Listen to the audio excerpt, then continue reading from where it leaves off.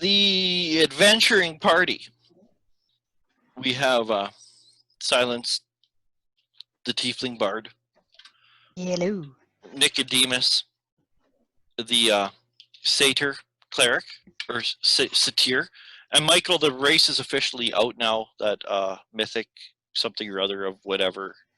Oh, there's an official... Yeah, there's the new book just came out today. Oh. The mythical legend of arrows, or whatever the fuck it is. It's another Magic the Gathering universe that they... Oh, yeah. And they added,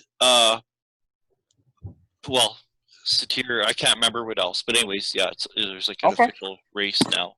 Yeah, it's Greek. It's that one that's Greek-based. Yeah. So it's Greek mythology. It's all like Medusa and Titans and satyrs and centaurs and shit like that. Okay, anyway, so Nicodemus, the cleric, Satyr, Garl, the Snerverblin or Deep Gnome Ranger. Here, but not here, we have female Goliath, warrior, fighter. If and when David appears, if not, we'll just cross our eyes and imagine her being here and not being here. We'll save her spot.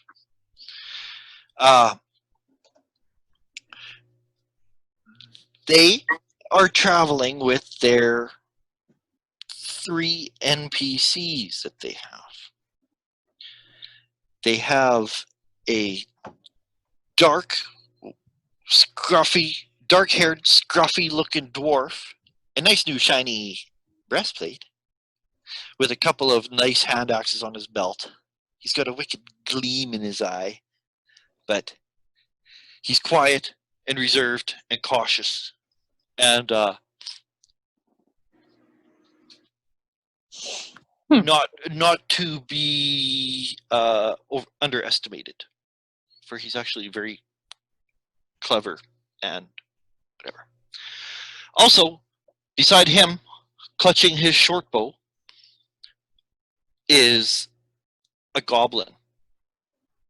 Generic monster manual NPC, was charmed and realized he's treated much better by the NPCs than he has than he or any of his fellow goblins that he knew that have been treated by the giants. His king is here. And yeah, Garl, the Snerverblin Deep Gnome, is his king. We'll maybe get to that. Yeah. The third NPC is a 23-foot tall frost giant clad in full plate armor with a skull of a white dragon for a helm. And he clutches a wicked looking great axe that depicts a giant basically mincing humans apart. Combat.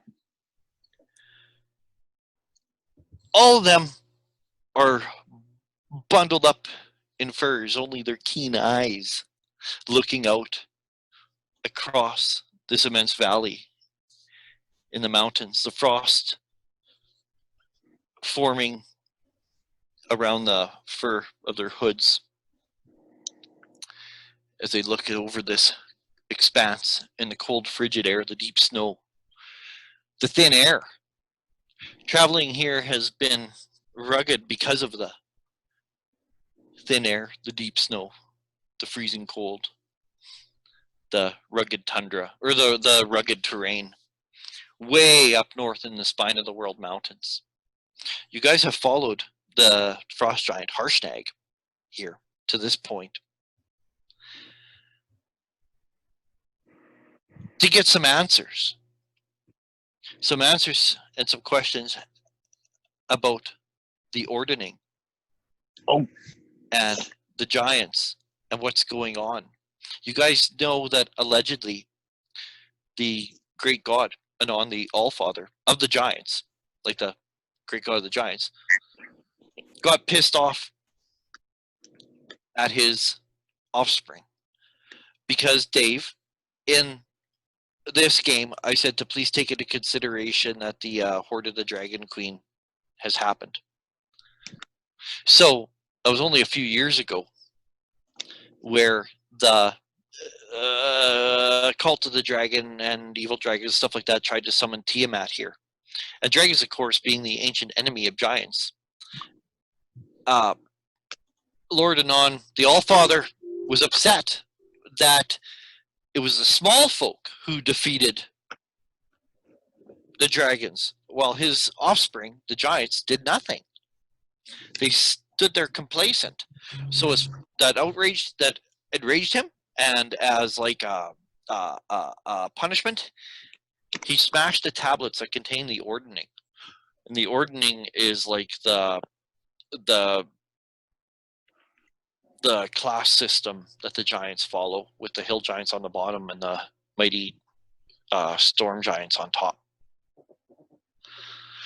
So because there's no ordning, and this ordning isn't just like a bunch of mythological rules written on hypothetical stone tablets, used as metaphors to teach young giants guidelines of how to behave with one another. The ordning is real. It's more like an instinct. It's more like hunger. It's more like the bird's ability to hatch out of an egg and then migrate that fall. It was real. So now that it's been removed, it's kind of thrown everyone into upheaval, and all these giants are thinking they're going to be the storm giants. Aren't on top, they could put themselves on top. Now it's a free-for-all. Now it's a free-for-all. And the adventuring party, well, giants have been attacking cities up and down the Sword Coast, all throughout the north. The adventuring party has made their way here, following Harshnag, the friendly frost giant,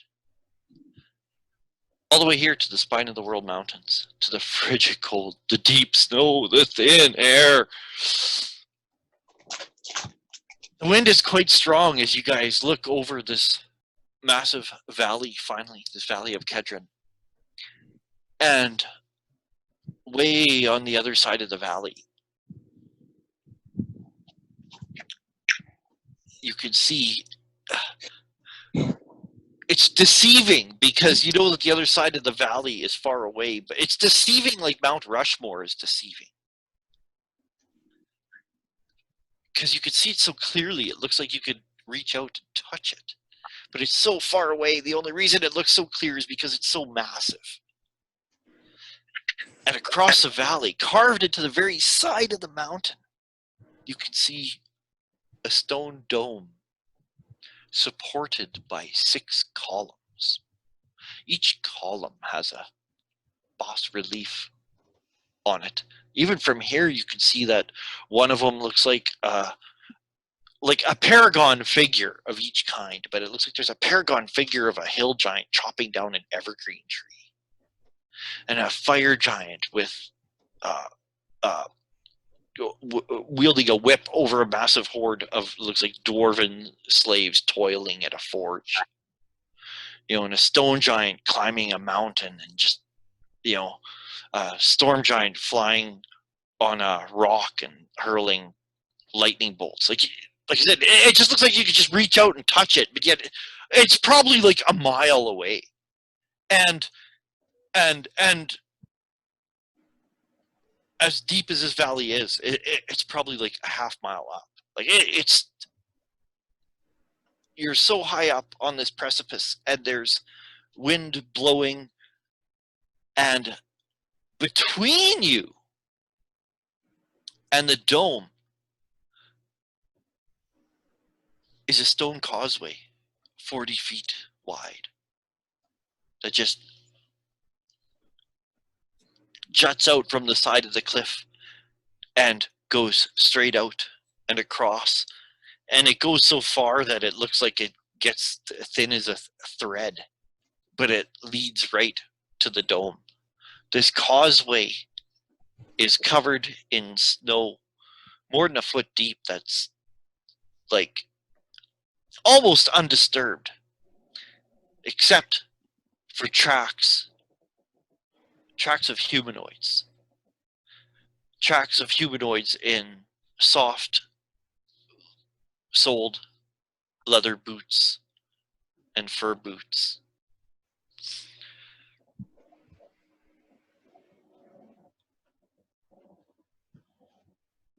And Barbarians.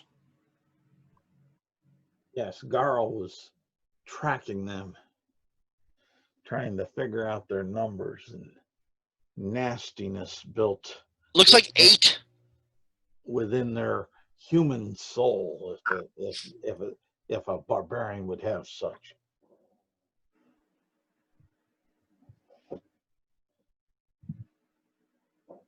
Yeah, it looks like that there's 8 of them, because I know you rolled really good last time, and I read it. Yeah, there's 8 of them.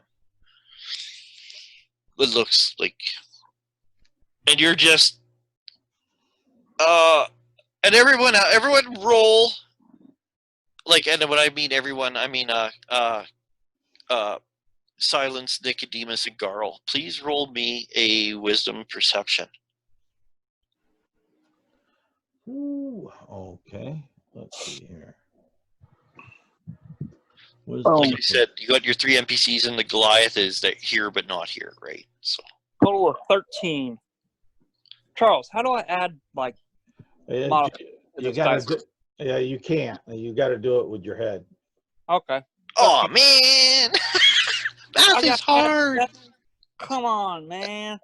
That's the only bad thing about it, but that's why it's lower on resources. Let's see. I got a 13 plus 8, so 21 Okay. for perception. So Garl will be the one to notice first, unless Silence could beat a 21.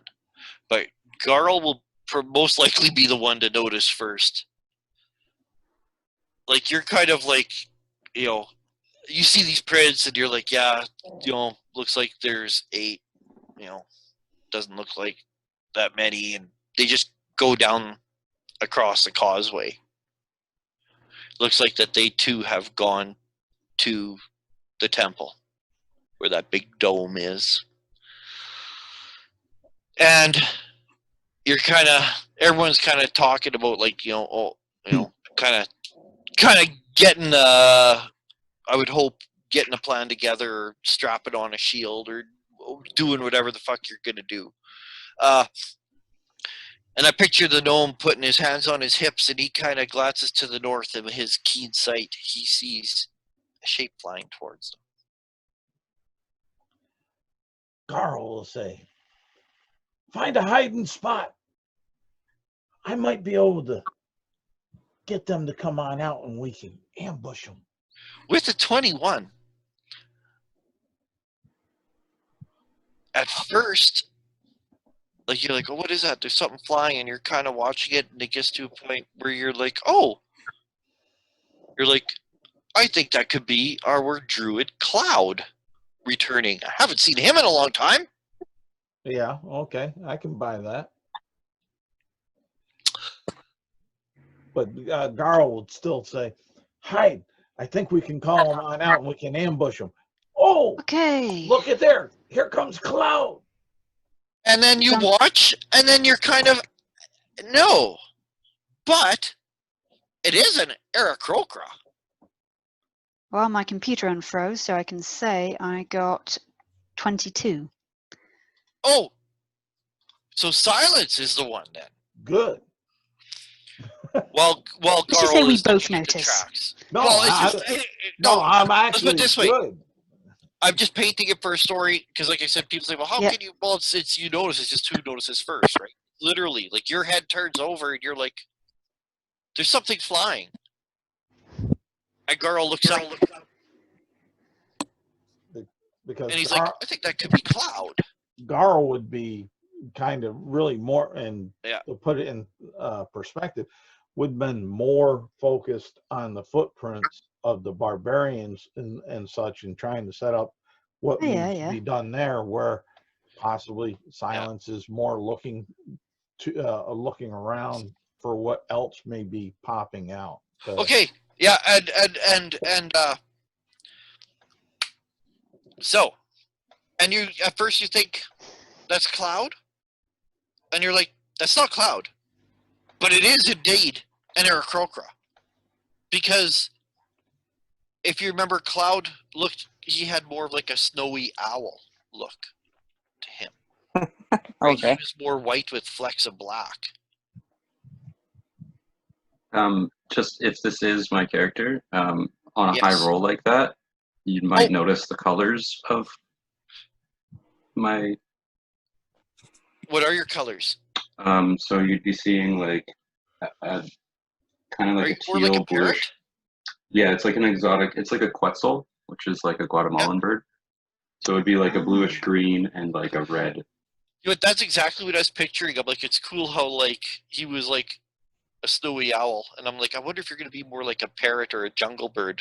Okay. Something vibrant, Anyways, and I want to say one more thing before I let you guys figure this all out. I give everyone at the beginning of each session a special inspiration dice. And I just say special because inspiration, as in the book, it means that you can use your inspiration to get advantage on a roll. So you're like, hey, I'm going to stealth. I'll use my inspiration. I'll get advantage. I use it as, you're like, fuck, I rolled really shitty. I'm going to use this to roll again. So like a mulligan. Yeah. Okay. Yes. My inspiration is more of a mulligan than advantage. Okay. So, and you start with one. Everyone starts with one. Everyone has one. So that's where you guys are at. You see that? No, it's not cloud. It's a different Aarakocra. The coloration is different. Carl will holding on to his grabbing his staff, and he'll go ahead and he'll have his staff make a basically a crow's sound. Oop. Wrong one. Just for a DM question, would my character, am I like looking for something, or like what am I doing flying? Am I like circling? Did you take that as a background? What we talked about? Yeah. Yeah. Faction agent Harper? Yeah. Harper? What's his name? Coron from Everland. He's like a Harper that like you have dealt with before. Yeah. You were in the area doing whatever Harper shit you're doing, right? Okay. I don't fucking care. So I'd be saying that I'm kind of more circling, patrolling, looking for stuff. But you were contacted by one of like I said, upper Harpers, that they just sent a group of adventurers to Mirabar using their teleportation circles to Mirabar, and they're going to the Valley of Kedron in the Spine of the World Mountains. And you were near that area, and because you have flight abilities and stuff, that they just said, like, we feel that like what these guys are doing is like worthwhile, right? Yeah.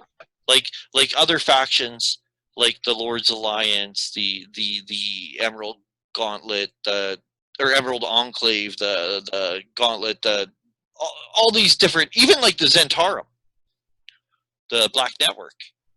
Everyone's kind of looking for a solution to this giant problem. Mm-hmm.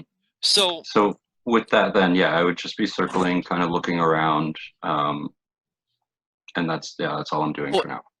And you have a Harper pin, because you are a Harper. You have a Harper pin. Mm-hmm. So do I. Well, we'll see what the difference is, because he's a Harper. Okay, go. Go. Yeah. So basically, just to be like a liaison, like a liaison,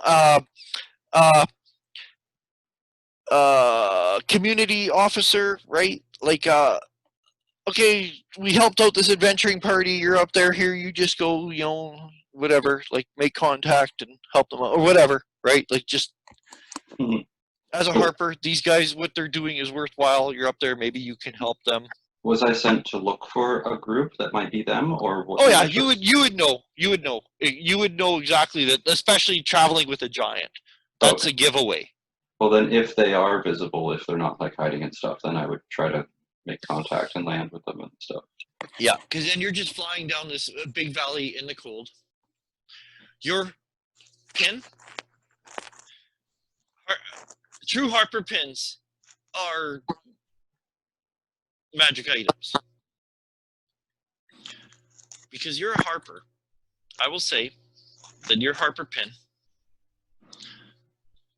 works like a ring of warmth. Okay, Oh,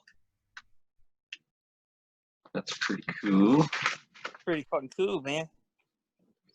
Yeah, So I you- live in the mountains, so because otherwise, it's so cold, you'd have to be in like big winter furs. You couldn't even fly yeah. Oh yeah, he did that to the other guy. because it's cold. If you aren't properly dressed, you're making rolls for exhaustion. Shucks, yeah. So, So yeah, that pin would be displayed because out, I mean, very like visible. let's be fair. You're 8th level. If you're a Harper, you'd have like enough authority where they would do that, right? You're up in the north. Well, hey, why don't you go meet up with these guys? We just Yeah, help them there's out like a with reputation. teleportation. Yep. Anyways, that's it. Yeah. So then, like I said, if I noticed them, I'd try to fly down and make contact. And You guys can see that this like colorful looking Aarakocra is flying towards you guys. It Hey, doesn't look did threatening, but it is. Cloud sent you? yes, that name sounds familiar. There's this Okay. 40-foot wide causeway. Because he had to leave on migration purposes or something. Said he had to go south. So DM, would I know this Cloud character? No, it is not Cloud. You don't know that name. They say Okay. the Cloud who sent you. It was I can't remember his name, Quran or something. Some Harper From guy. yeah, from Everland. And it's the guy who teleported you guys. So you guys know Okay. the name. So yeah, the And- common name would come up. You'd be like, no, so and so sent me. Yep. And you guys are like, oh, What was his name? Everland? Or he's from the city of Everland. I'll find his name. I'll post it later. I'm terrible for remembering names. I cannot. Corin. remember. I'm worse. Is it It's something like that. Corn or Coron or Coralin or something. Yeah. yeah, we got it for now. So he's either a plant or a book. Yeah. Something. Coron. So yeah, I would express that I was sent here to give you guys aid if you need it. I was sent by a Ba- common friend, and Basically by a Harper. yeah, I would approach with like no weapons drawn, no nothing. Like it'd be a friendly interaction. And then I would ask them like, what? The wind buffets, feathers and cloaks.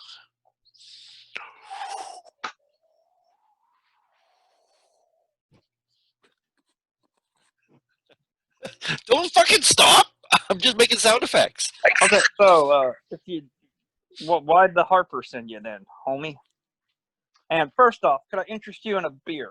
Would you like a drink? Actually, I haven't thought of if my character drinks beer or not. So Well, this is something you better come up with real quick, bro.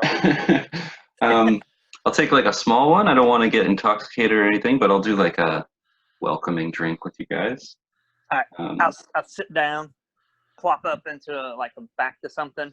Warfel and the Goblin I'd come jump. over Yeah. for part of a toast. Bring out all my mugs. Let's assume I have a whole collection of mugs at this point in time, and start pouring some beer out of my alchemy jug. All right, everybody, gather around, grab you a beer.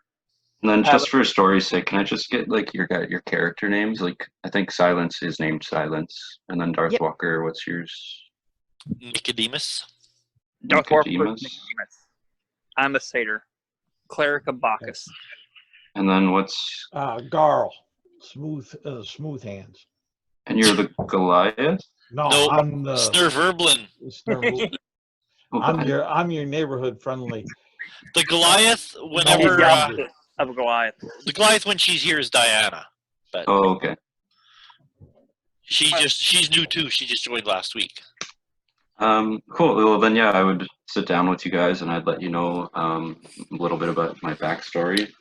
Well, what is it? Well, I was raised in the land of Chult, like far from here. They got And good grapes there? sorry? Do they have good grapes? Oh, they do. It's a land of many exotic fruits and foods and drinks, and our biggest export is like down there, food and from- drink, actually. You guys just sent a guy to Schalt. Oh, you guys just sent somebody to Chult? Yeah. A long story. We saved him from a giant attack on Bryn Shander. Personally, I slew the frost giant Truffy, and the rest of my friends here helped repel the frost giants, except Harshnag. We didn't know him yet. Well, it's definitely a lovely place. I'd recommend you all go check it out at one point. Sure. And then after Bryn Shander, oh, you don't want to hear everything we've done, but let's just say we're mighty heroes. Yeah, and then I would just go in to say, like, I met the Harpers while I lived in the city of Port Nyanzaru. Kind of been like a mercenary, as I am a barbarian class. Just kind of been going around and built a reputation for myself. Eric Roker, barbarian. Yeah. Yeah. And so yeah, they felt my skills were needed here, and so who am I to argue with the cause? Oh, what skills are those you have there, Big Bird? I guess it's mainly just like strength. Like, he doesn't have any cool, crazy stuff, but his flight is really useful. So I guess he would say like he's got like aerodynamic, unique battle styles. You have a weapon? Yes, I have. My main weapon is a great axe, and then I have some backup war picks that I keep in a pouch. Do you what kind of armor are you wearing? So game-wise, Barbarian? I'm unarmed defense, but like clothing-wise, I do have like a couple, kind of have like a half duster coat type thing, like the bottom half of a duster. Okay. And then I just have like lots of feathers and bones, and like my guys spend lots of time like in forests, and so he has a lot of like trophy type featherings and bones and decorations. And then around his neck you'd see a couple different necklaces, one resembling an eagle, one resembling a wolf.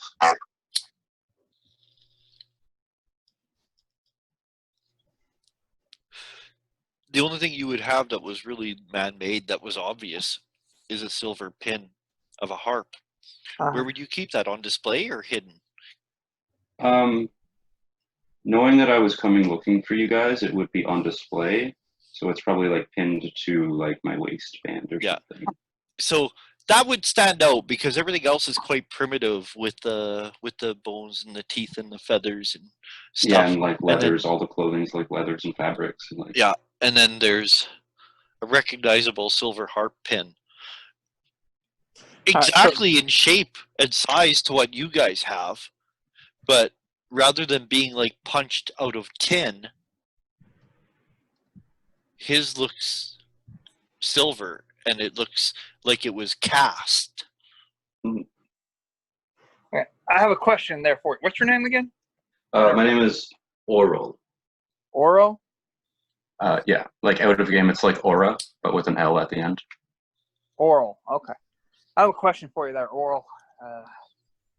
As a member of the Harpers, you often battle against the forces of evil and such like that often, and you're opposed to them.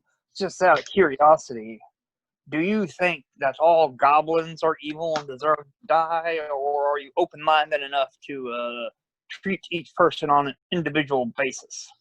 Is your character the goblin? No, I'm a satyr. Oh, okay. There's like I said, a dark-haired dwarf and a goblin NPC as well as a giant. NPCs, yeah. There's 3 NPCs: the giant, a dwarf, and a goblin. Well, of course not. All the So more you reason wouldn't do a for goblin fight, right? I'd look around at like the weird races around me, like the satyr and. But Um, Gobbo, it's okay. You can come out now. He would have hid as soon as he saw a giant bird descending. yeah, and then I would say to like specifically to the weirder class races, like the tiefling and everything.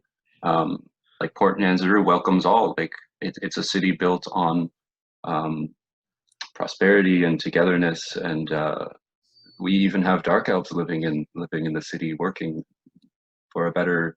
I thought it was kind of sunny there. They do what they can. Big hats.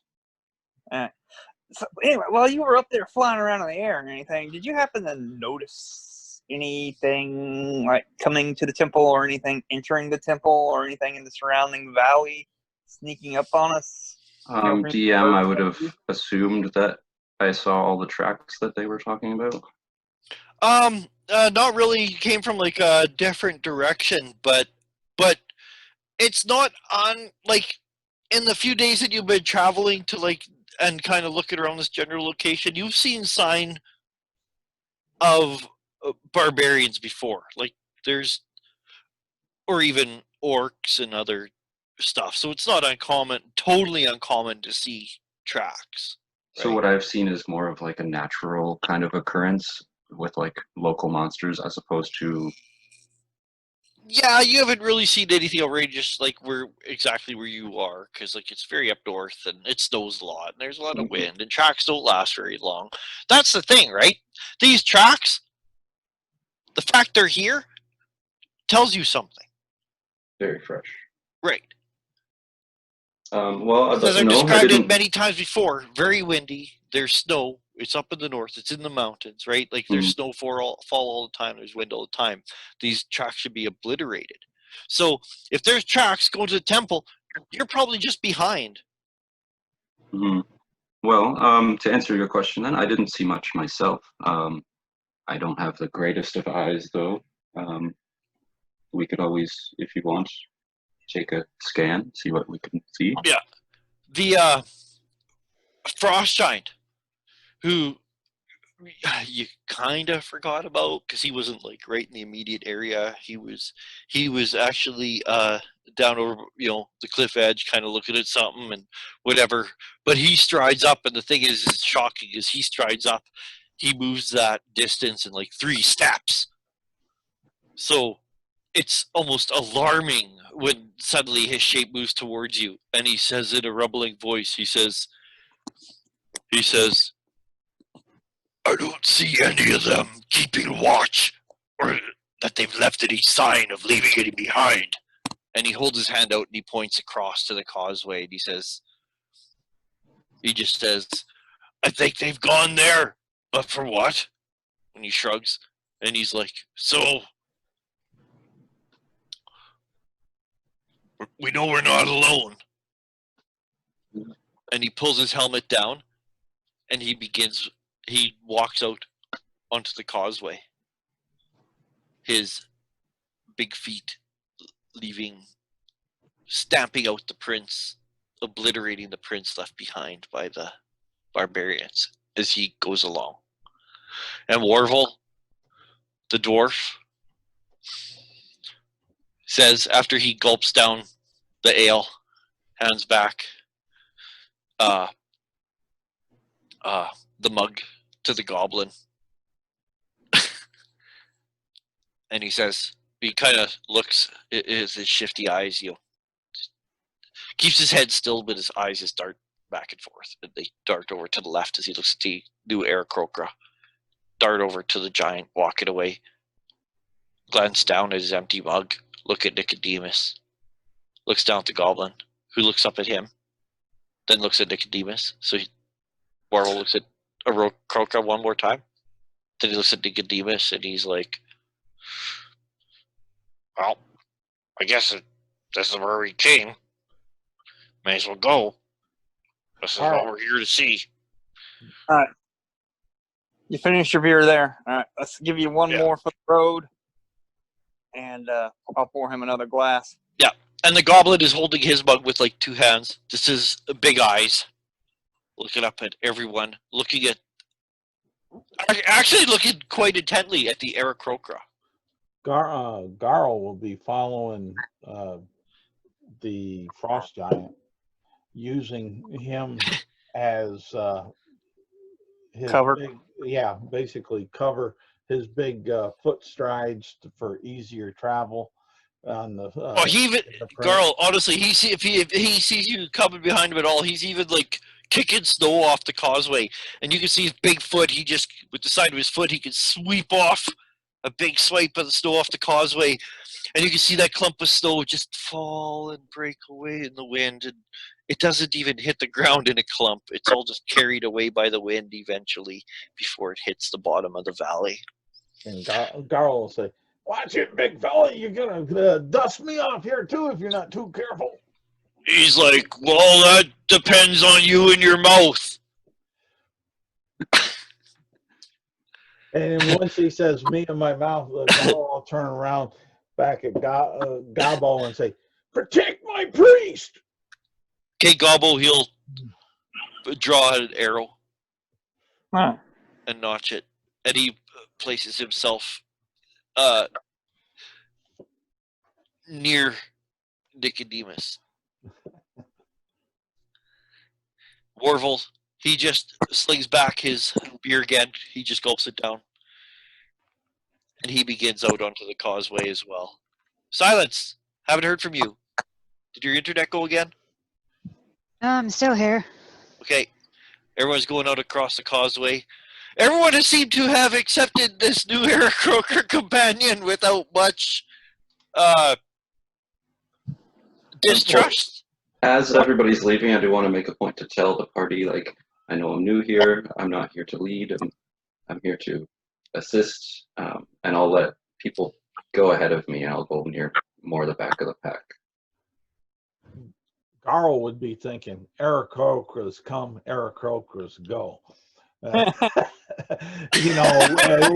After seeing Cloud come and then Cloud have to go, and now, okay, we got another little pretty bird.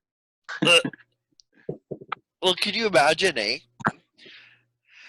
having the ability to fly and have that three-dimensional travel, ties and borders and boundaries and fences would mean very little, hey? Yeah. Yeah.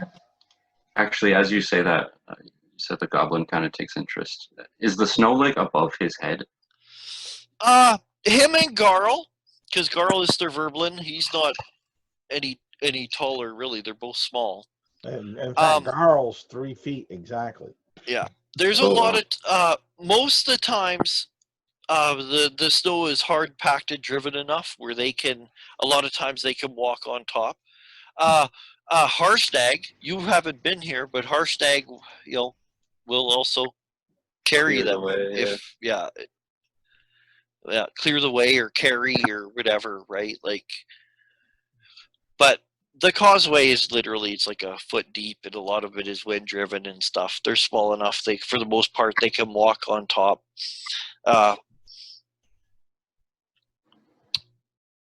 It's a long way across the valley. The wind buffets. And there's no like railings or anything on this causeway. It would be daunting, other than the fact that it's 40 feet wide. Otherwise, it would be somewhat intimidating.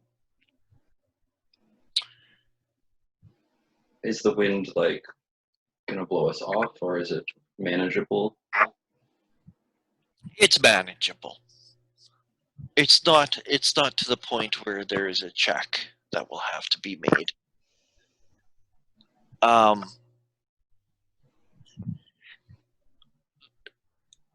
As you approach, you can see that this dome is massive, and these columns are 30 feet high. And like I said, it's all carved out of the side of the mountain, butted right up against the mountain. It's just like on like a ledge. Like the causeway just leads right up to in between two of these columns. Each column depicts a giant of some type.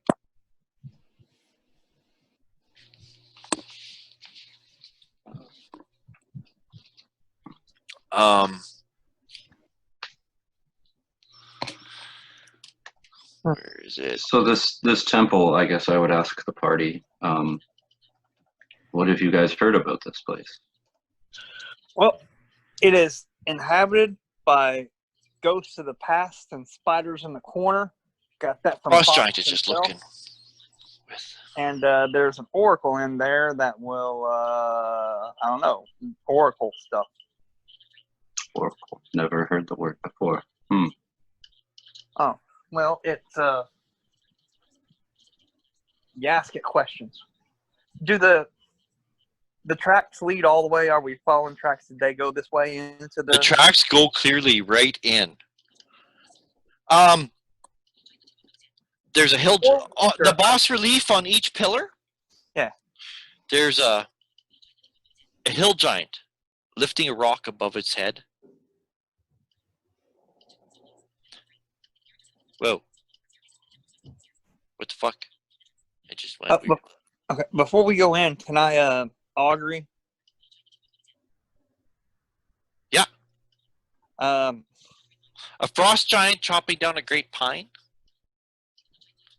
A cloud giant flying among birds in the sky. A flying storm giant hurtling lightning bolts at a ship. A stone giant climbing a mountain. A fire giant with his dwarven slaves. This dome, like this causeway, leads to like right between two of the pillars under this dome. It's still, the snow has blown in, right? And across the way into the side of the mountain, you can see a black entryway 40 feet wide and 40 feet high. And it's just like an open cave hole type deal. Yeah, well, not a cave because it's like square cut. Yeah, but there's like Yeah. no door. There's no. No, it's just open, and you can see that like under this dome, this massive dome supported by these pillars, like it's and then on right across this area from where the causeway enters, and right across is like where the 40 by 40 right to the side of the mountain. And you can see the tracks continue on and through and into the blackness. And then, so class-wise, we have, like, what classes are you guys? Garl's a ranger rogue. I'm upper middle class. Yeah. He, but his rogue specialty is scout. And then there's a cleric and... Yo, cleric here, priest. Okay. Silence is a bard. A bard? Yep. So I guess I'd ask the party, like, judging on this massive size of all of these, I guess, statues, my guy's not very smart, so I guess I would say something like, the way this place is built shows significance. Do any of you know about significance? The stone or the frost giant is looking in like total reverence and adoration, and he says in his rumbling voice that rumbles under this dome. What's that, Michael? Like Mad Eye, what do you think about the stonework? He says, What can you tell us about it? Is it old? Is it good quality? What? well, he'll go over and he'll look at like some of it, and he nods. He says, it's ancient. He says, this is certainly giant built. He says, giant, it's almost as good as dwarf, but it's too big. It's audacious. But yet you know very well that dwarves build shit on the same scale, right? You know, dwarves are smaller than humans and they still build fucking 50, 60 foot tall vaulted ceilings in their, in their fucking, whatchamacallits, underground fucking citadels, right? You know, doors are 5 feet tall. They don't put 6-foot ceilings. Fuck no. You know, they got 60-foot ceilings, right? Even in hallways, 10 feet wide. You know, so it's nice. It's very impressive, and like I said, like and not only and like literally carved into the mountain. It's the same rock as the mountain. With him answering that way, I guess I would type in, like, as a dwarf, if you built something like this, what would it be for? Well, the giant answers for him and says, in it, like his voice rumbles even more under this dome. It almost resonates, and he says, "This is the temple of the All-Father. Anon the All-Father, the creator god of the giants. This is a temple built in his honor. Inside this temple, there is an oracle, which we have come to seek advice from on how to deal with this." And he motions with the sweep of his hand. He's like, with this upheaval. He says, this is no good. Like, it's bad for the giants, it's bad for the little people. And he says, I for one believe that giants and little people can work together. That's Harshnag's belief. So he wants to do whatever he can to fix the ordning. And he says,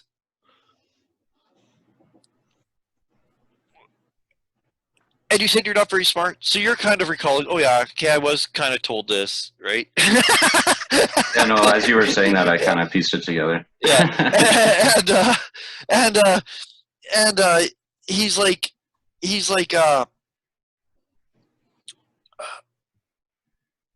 so they've come here to see what they could do, because, okay, with the ordering, I said the hill giants on the bottom, the storm giants on top. Well, like all societies, you always got your rich, your poor, your middle class, right? So the most powerful, the storm giants, therefore, i.e., is like king of the giants, right? Mhm. You know what I mean? If like the storm giants are top tier, and then you got the most powerful storm giant, he's pretty much the giant king, Yeah. right? He can do anything. Right. He has gone missing. So the only one of the giants who actually had any chance of keeping control, It's gone. yeah, And those barbarians, Garl will say, I bet you they're here to kidnap the Oracle. and so this is a temple of Anon the All-Father, and there is an oracle within that they have come to seek advice from. This is a giant temple built by giants, and Harshnag says, I don't know, like 30,000 years ago. Like it's part of the empire of Astoria, Mhm. the ancient giant empire. That was like, and that empire fell because of the war between the giants and the dragons. That is that was the cause of the fall of the giant empire and the fall of the dragon empire, and was allowed the small races to come up. And with that, the Goliath says, Yeah. What he was going to say, yes, Queen. No. No. No. Just nightmares. Nightmares. The That's okay. mighty internet gods have forbidden me. Oh, and before this gets confusing quickly, I just want to say, David, you're Mhm. David, and Yeah. and Dave. Yep. Okay. Hang on a minute. You're telling me we've got a Dave squared? Yeah. Didn't you guys even see where I posted the "These are the Daves I know"? Yeah. Yes. You know, Cool. because there's always Daves and David. Yeah, so they're we everywhere. so we'll remain DAP as David, and Dave will be Dave. Yeah. That. You can always call me Bard. Pardon me? Bard. The Bard. Well, then you have to call me Silence.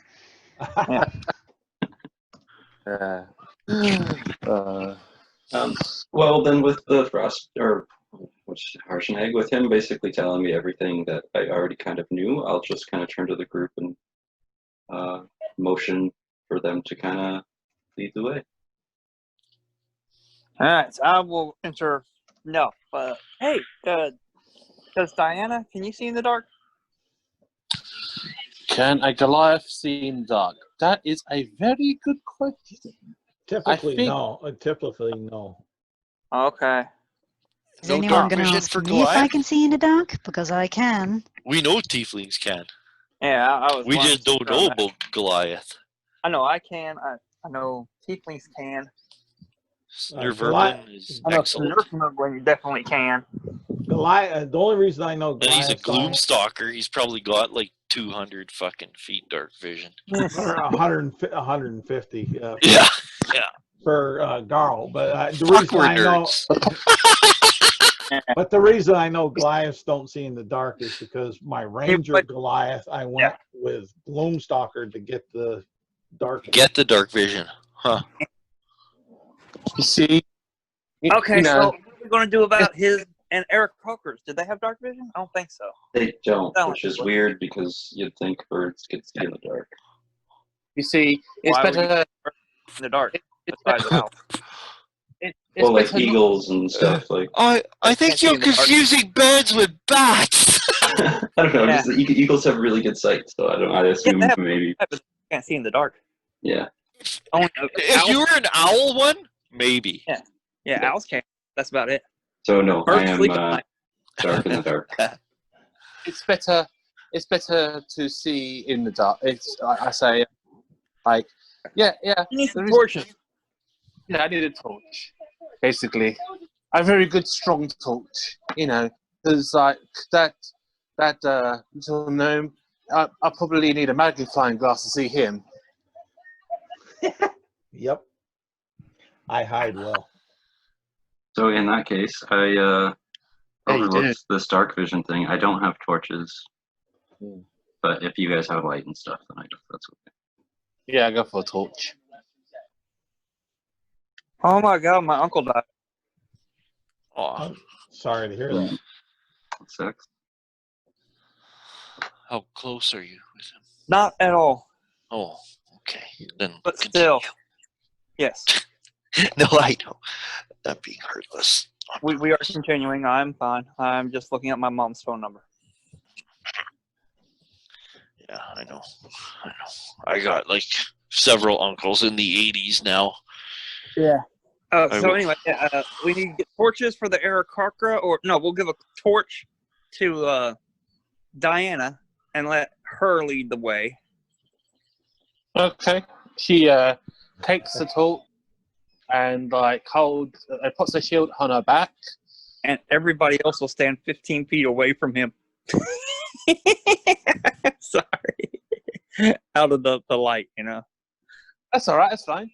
You know, the gnome can have like at least it gives me my personal bubble space. You know, especially away from little gnome. And you could lead the way in, Yes. and that will give the Air Croaker. You can see, or you can either stand by him since you're the barbarian badass motherfucker. Yeah, I was gonna ask, like, why would you guys stand, feet away from him? I don't want to be. Just to be safe? Like, I just kind of want to fill in for Diana a bit. If you remember last time that you guys are standing on the edge of a causeway going across a valley, Yes. and there was footprints. Okay, so all they did was cross the causeway, and they're under this massive stone dome supported by these 30-foot tall stone pillars. Each pillar is depicting like a paragon figure in boss relief of like a giant. of some type, right? Like a hill giant, a stone giant, all giants, right? Yeah. The snow is blown and drifting. The footprints continue on and through across, like under the dome, across the way, in the wall across is an entrance into the side of the mountain, 40 feet by 40 feet, and the footprints and drifting snow continue in, and that's you guys are just, and it's black inside. But 40 feet by 40 feet, you can tell it's definitely like giant scale. It's massive, massive. Well, then, yeah, I will go up front with the. I think it was a small guy up front, so I'll go with him. And yeah, and Dap David too. Don't forget about your special inspiration, right? I said I give everybody inspiration at the beginning. Don't forget Yep, I about got that. Because, okay, good. I just want to remind you because people never use it. So Yes. So I shall lead the way and hold the one hey, torch in one so hand. who's got torches? You have torches. Diana has a torch. Yep. Just Diana. Let's Just do it Diana? one more. Yeah. Okay, and what is a torch? 20 feet bright, 20 feet dim, or 40 feet? I think it's 40 15. feet. It's 15. Oh, I don't know. I could be wrong. That could be an older edition. I'm thinking. Yeah, it's. Anyways, it's quite a bit in diameter. When you walk into here, it's 40 feet wide.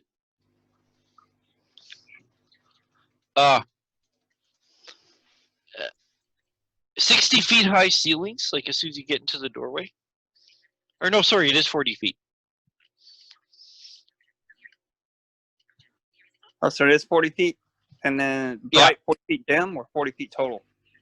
It's 40 feet high, 40 feet wide. When you come to the entrance, it continues past even the dim light. But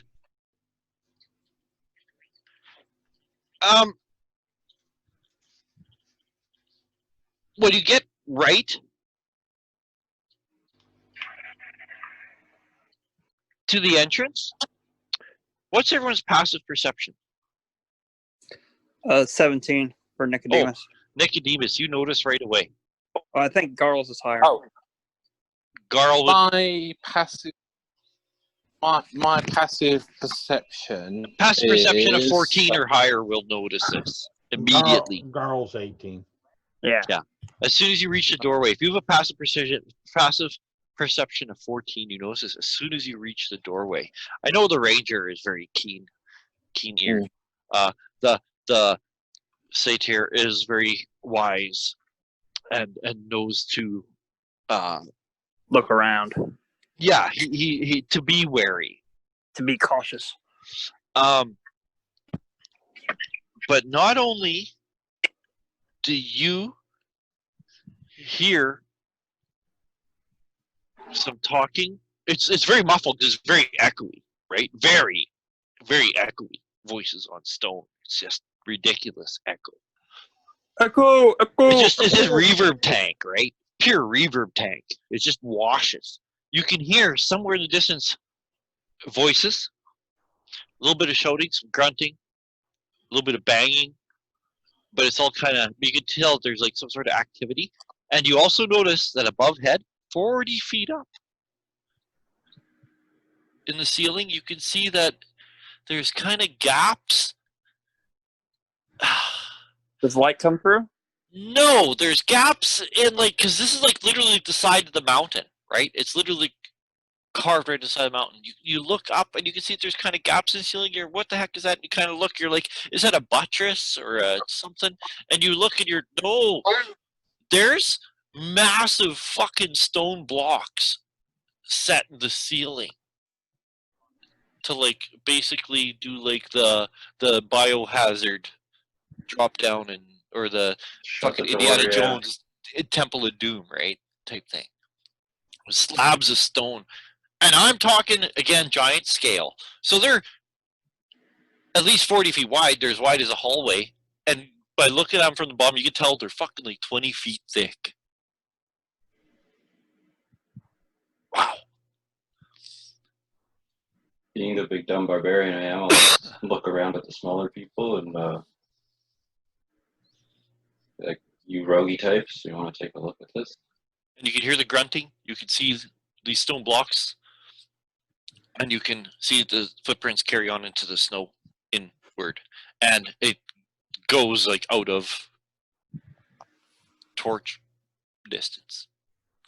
What do you think of this stonework there, Mad Eye?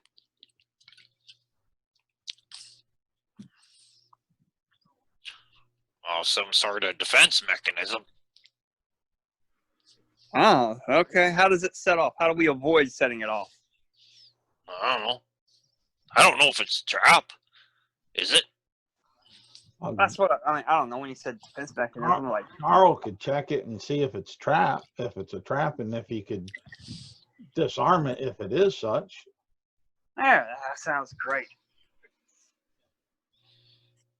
And so Garl will go to it and start looking it over, trying to see. Yeah, Where are you looking? See if it is a trap. Where are you looking?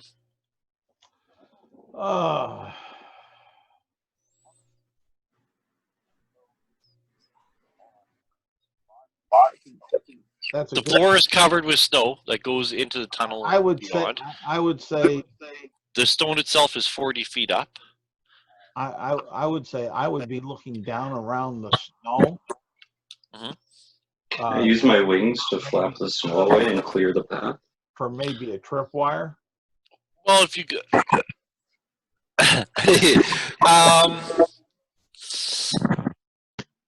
I will let Garl do a intelligence investigation with advantage because you're helping him by helping him to blow away some snow.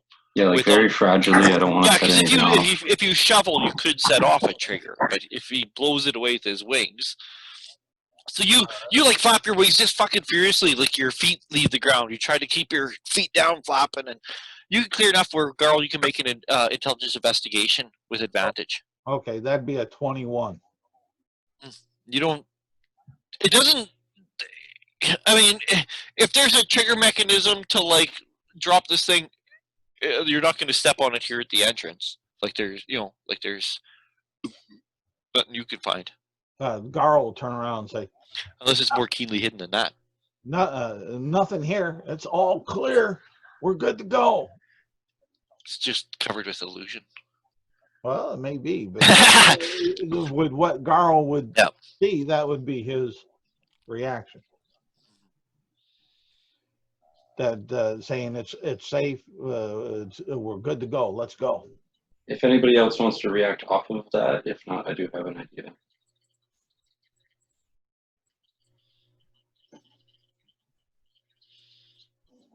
No. I guess Oral, being a barbarian, would kind of have seen this type of thing before, where blocks from the roof come down and try to squash you. So I guess without using crazy smarts, maybe it would be like a pressure plate type of thing. So I could maybe like bring people through the area by flying without actually stepping on the ground.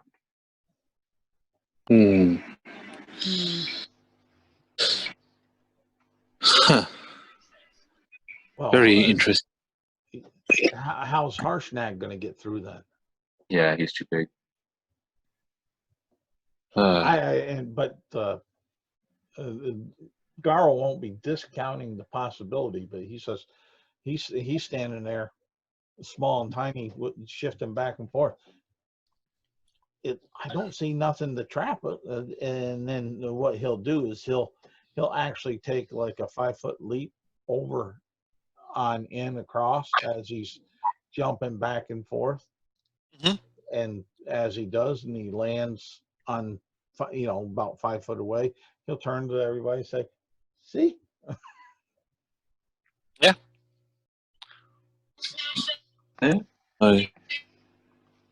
Harshnag says, "It is a temple." Yes. True. This is a very old temple. It is a very old temple. We just got to be careful where we tread. I'll lead the way as much as I can, but I need your sharp eyes to look out for any trap, my He friend. says, there are a few giants who know of its whereabouts and do use it.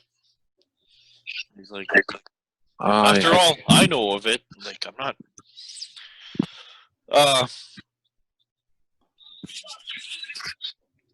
So, you guys gonna continue going in? Yeah. Yeah. I lead the way Just with like, with axe and Harshnag will be like be right behind you then. If you're gonna go first, he's like right with you. Okay. The other NPCs will be hovering nearish the back.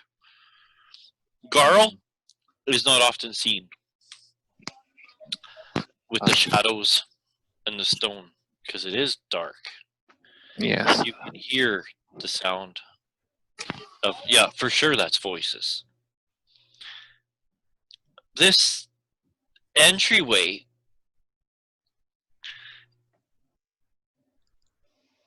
goes on for like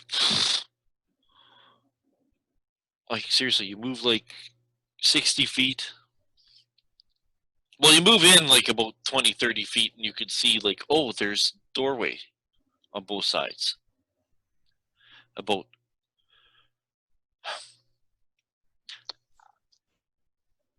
How big are the doors? well, I'm doing math in my head here. Oh, okay. No yeah, problem. yeah. Well, the doors are like,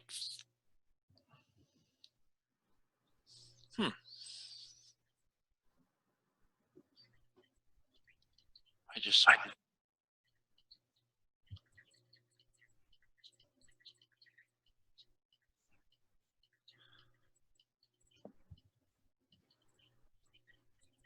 Yeah, so I lead the way with the axe and torch in my hand. They're like, okay, and you can see these doorways. They're literally like 30 feet tall, and like 20 feet wide, and they're just a doorway.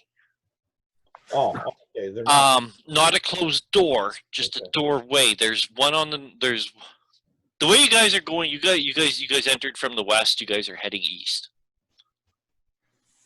So there's one to the north, one to the south, one to the left, one to the right. Oh, okay. They're honestly, about 80 feet down the hallway is where you see these doorways. You don't hear the sound is not emanating from those doorways. The sound continues on beyond the torchlight. let's check out the the portal What? ways. There's gotta be a word better than doorway. Since there's No, I think rest. it's doorway. Okay. Yeah, let's check out one of those first before we continue. The north or venturing the on. south, left or right. Yeah. Left. I'm left-handed. Go left. Sorry, did you say peek in? that we hear the sound coming from both? No, the sound continues. Just from East. us? Okay. Yeah, it's still from farther on beyond. Yeah. You look in, Michael. Yeah. And all that this looks like, I mean, it's a massive fucking room. 40-foot high ceiling, 60 feet by 60 feet. But it honestly, if you scale it down, it looks like it's just a guard room. And in the wall, you could see about 12, 15 feet off from the ceiling is a massive wrought iron lever in the upwards position in the wall. Hey, Harshnag. Want to walk over there and pull that down? See what happens? See if all those rocks come tumbling down? We might get stuck in here. You want to not? I don't know, girl. What do you think? Do you think it's? Could you tell if it's wired to anything like trap notice? Garl, the 16 foot up, right? I think about 12, 15. I'm looking. Oh, okay. Garl will say, well, Gobbo, you get on over here. 12 feet in the Nicodemus, upwards position. you get over here. and climb on Gobble's shoulders, and I'll climb on yours, and I might be able to get up close enough to see it. You get once you know. Well, if we had my wagon, I probably had a ladder in there. Just because, like, how are you gonna get a fucking wagon through the mountains? Hey, I can like carry people to look at stuff if they want. It's just for my flight, I have to have clearance of like 30 feet to be able to take off. Oh well, we got clearance. I could throw you up there if you like. And I was gonna say, when you guys kind of look at the walls, you can see that like the walls are very nicely cut. Like, cool. I could always toss you. Okay. all right, you can. they're smooth like marble countertops. If you think you can get me up to the toss me up to this lever so I can inspect it. And everything's covered with crystalline frost. Covers everything. Is it, how cold was it in here? What's that? Is it that cold? Is it sub-freezing in here? Well, fuck yeah. Okay. You see, this special toss technique I learned from a very well-known ranger. You see, he tossed a dwarf, but the dwarf didn't want to mention it to anyone. So don't tell anyone that I learned this from him, okay? Because basically, the dwarf was very shameful about this. He didn't want any elf to know that he got tossed.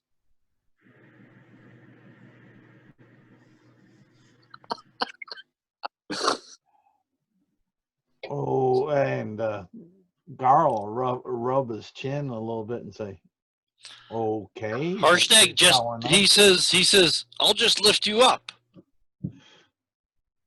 And that's and Garl will take either way. If you want me to inspect it, I need to get closer. I can't. Harshnag literally just reaches down and grabs you with one hand and just picks you up and holds you in front of the lever. Just your arms and your legs sticking out. It's like, Ah, that's okay. I was hoping to toss him with my incredible ranger tossing ability that I learned. he says, "You can toss him when we realize there's no or when we find out whether or not there's a trap." And Garl will start looking, and he'll say, "Hey, move me a little to the left, a little up. I need to." Yeah. Seeing them struggle, I can take flight and go kind of give a hand with stabilizing him so he can look around and stuff. Okay, because like the Goliath is holding a torch nearby, the Aarakocra is aiding Harshnag, everyone. Garl, you could get an intelligence investigation with advantage. All right. Ooh, a 16. Doesn't look like to be a trap, but it does look like to be very heavily iced up. Hey guys, we're good to go. Looks like it hasn't been touched in a very long time. It doesn't have a trigger mechanism that I can see, but I'll tell you, whoever pulls on this is going to have some strength and finesse, because if you pull on it too hard, you may break it, because there's I see some ice buildup. I don't think it's been used in a while. Look, if you want to pull it, you can pull it. I don't think I got the strength. The room we're in, you said that was the one that was quote unquote a guard room. Yeah. Yeah, left. Okay. Warvel, you can see he's on the other side of the hall. He just kind of and he's looking into the other room, and it's the same thing on the other side. Another guard room on the other side of the hall. They're identical. So I approach the lever, holding up the torch close to it to give it some heat to try and melt the ice. Mm-hmm. Sort of thing to give it. So the other big guy is holding up Coral, Mm-hmm. and then being the only big guy left, then I guess I will try to pull on it. So yeah, Diana goes up to it and holds up a torch towards the actual frozen lever and tries to melt the ice around it before moving it. Okay.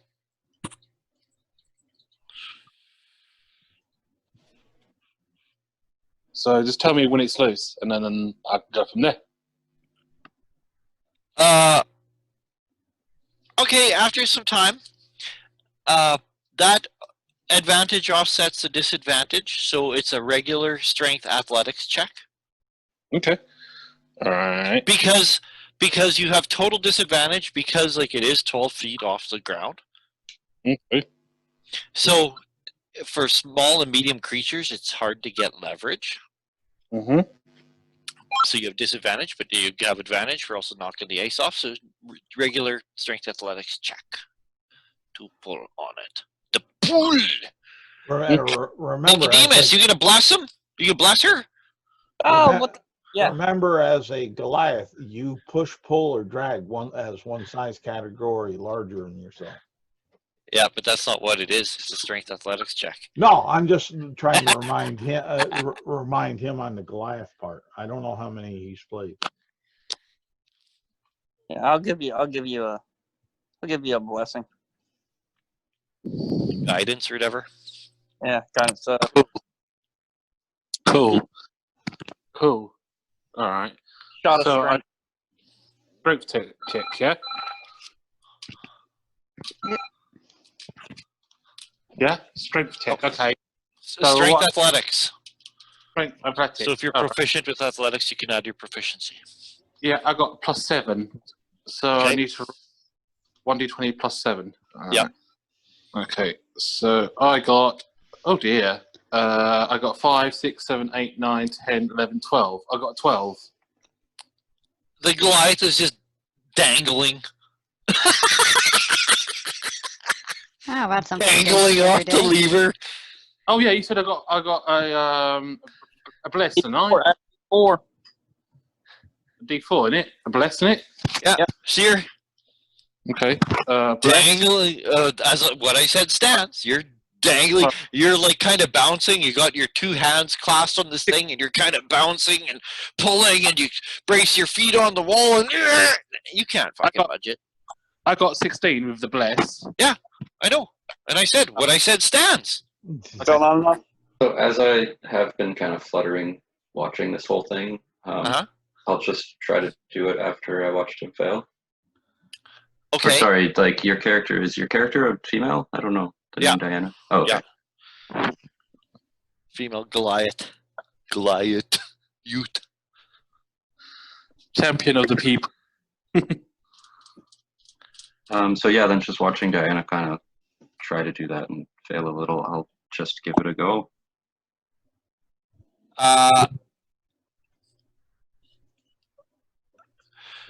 Okay. Roll a strength athletics check.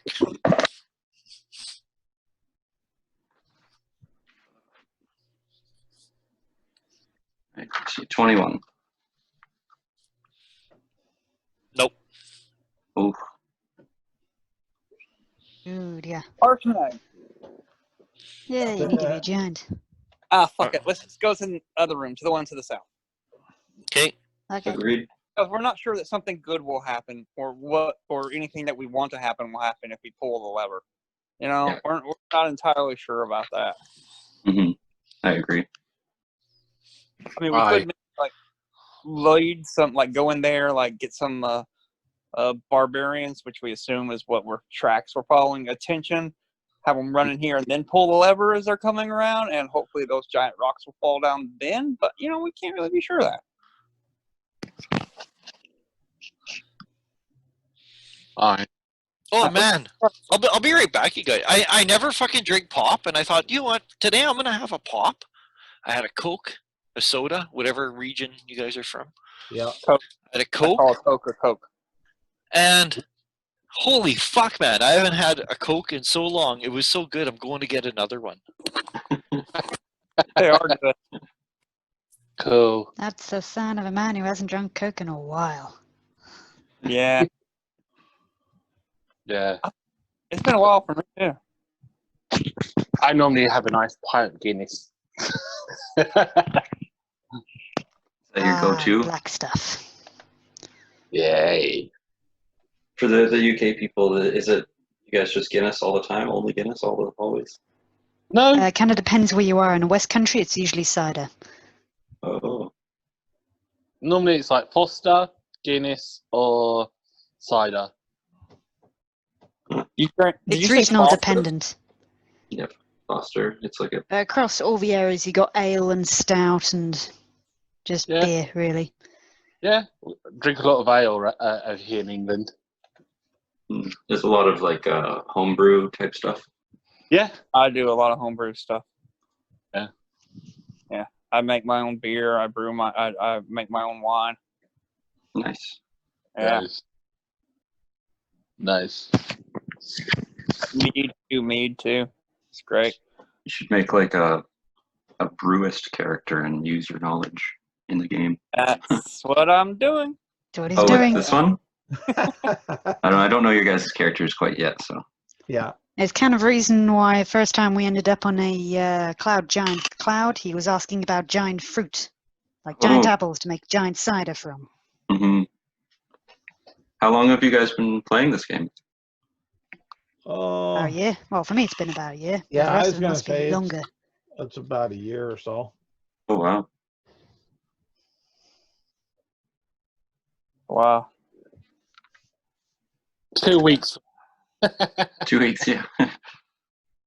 Yeah, it's so weird with online. Like, I didn't know if you guys were going to be like, new to the game or old to the game, or like it was such kind of a take a chance. Well, I'm pretty new to Generation 5. I've mainly been playing a homegrown system that a friend made. Oh, So this is actually quite a nice, relaxing situation because the other one was basically hardcore. yeah. Yeah, you had to focus on your stress, if you've eaten, how long you've been awake. Oh, You had to really? worry So it about your was like food. that sounds pretty cool though. Was it like a D20 system as well? Yes, it was also a D20 system, and yeah, it was pretty cool, but it was pretty stressful because you could just die from not eating or exhaustion. Mm. Wow. That's pretty Now intense.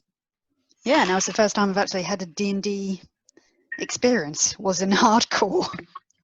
So this is really quite nice what I'm doing here. I'm enjoying it. It'd be a cool introduction to the game though, like getting thrown in with a bunch of like rules, people, and really intense gameplay, and it'd be interesting. Yeah, it was a lot of fun. I felt like a lot was at stake. Now, is that a medium steak or a rare steak? Oh, depending, because in that system you had a rival, and depending how long it takes you to get rid of your rival got stronger. So if you left it too late, you had like a mega super powered rival against you. Oh, I nice. had this giant death salamander creature monster Nice. come against me, and I had to call in a lot of help just to defeat it, and I just about defeated it. Nice. Nice. And then I did the stupid thing of picking up the ancient book that we discovered in its remains, giving it to a friend, not wondering, perhaps that ancient book is cursed. And so I died from a curse. Oh, I'd probably do the same thing though. you're giving away possible secrets. Yeah. Not for this D&D system, I'm not. Well, kind of not for this game, but for one that Diana may die in. Because any of you guys? because they're in that game, they're investigating a lost tome also. Oh, Well, it was a world-bending tome, so in this game, do any of you suspect yourselves of being cursed or anything? The only so ones far no, because in the other game it was pretty obvious. Yeah. The only ones that Garl would consider cursed are those that are larger than him. Yeah. It's like Yeah. a negative to be big. Cool. The southern southern one is exactly the same thing. A 60-foot by 60-foot room with a lever on the wall on the upwards position. Also looks like a guard room. Like there's like places where it looks like there was seating for All right. I'll try to move this lever. So just as icy. If you want, here you go. Here's a blessing, a shot of courage for you. Okay. Yeah, because for this time, you didn't say that you took the time to melt it. This roll will be with disadvantage Okay. because well, basically, I'm not giving you any advantage, so there's no negation. So this one, because you get disadvantage for being a medium creature. I'm large. Oh. Oh, No, you're medium.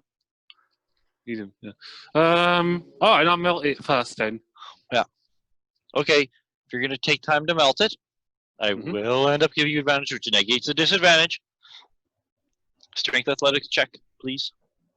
Sure. What is it? What's the blessing? A D4 on it? Guidance, Guidance is a D4 on it. I believe so. Nicodemus. Yes. And cool. All right. So I get a Roll the guidance for you. 19, 20, 21, 22, 23, 24, 25, 26. I got a 26. On the disadvantage? No, with a. He said that he was going to take the time to use a torch to melt it, so Okay. I was generous and gave him advantage. Yeah, with a I got a 26. And you pull on it, and you bounce on it, and you're like, "Oh no, this one isn't gonna," and you feel it slip, and it drops down, and you feel the vibration, and you hear the rumbling in the stone itself, and you hear a massive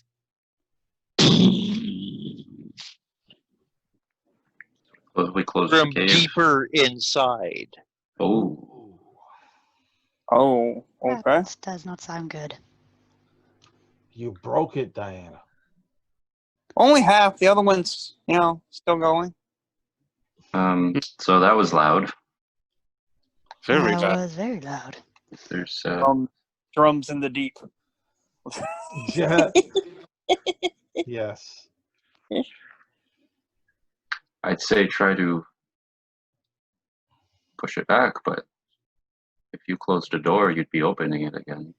Sure. Give it a go. See if you can push it back. Roll Here's a strength another athletics check. Here's another strength shot for you.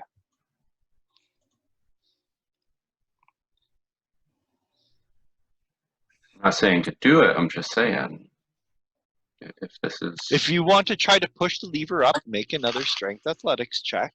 With a shot of courage. I mean, strength. Yeah. Guidance.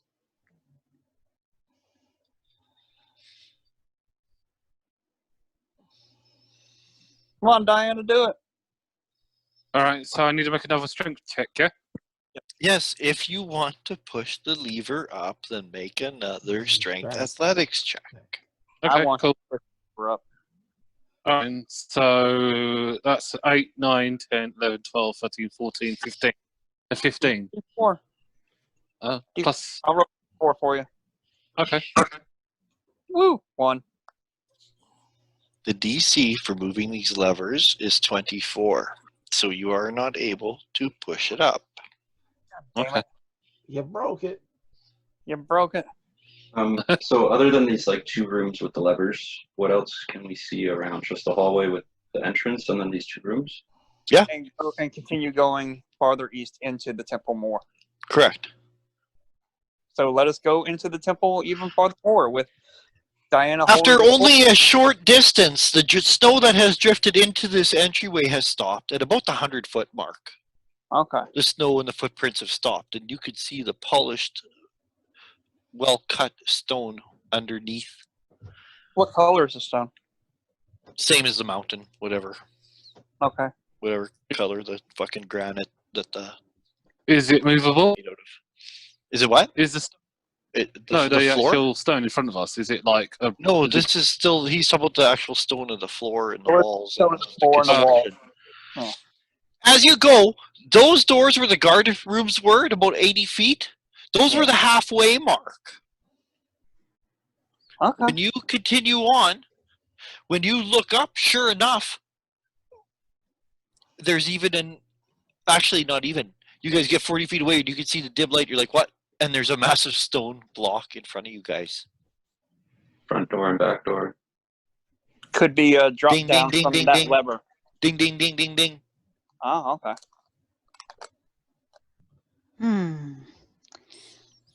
From that, you can assume the south one is the inner door and the north one is the outer door. And you guys shut the inner door, dropping a 40-foot high, 40-foot wide, 20-foot thick stone slab. Dropped out of the ceiling. Let's start digging, Garl will say. I would make a suggestion to, like, let's go examine, try to really find something. But if you want to split up and do a dig party and a search party, we could maybe do that. Split up? Are you crazy?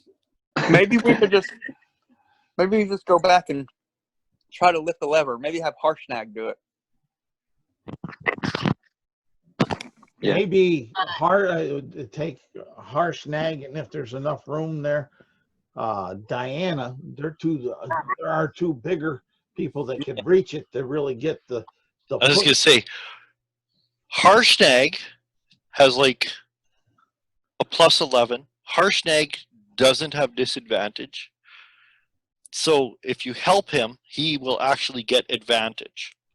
And a shot of courage for old Harshnag. And a shot of courage. He can do it very easily.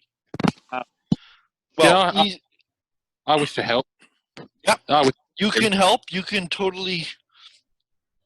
You can totally help and aid him as he goes and reaves this lever up. When he lifts it up, you guys can hear and feel it. That's the most bizarre thing, is that you can feel the vibrations through your feet, through the stone floor, which you mean the whole mountain is vibrating when he moves this lever up, and you can hear like a flywheel that almost seems to create its own gravitational field.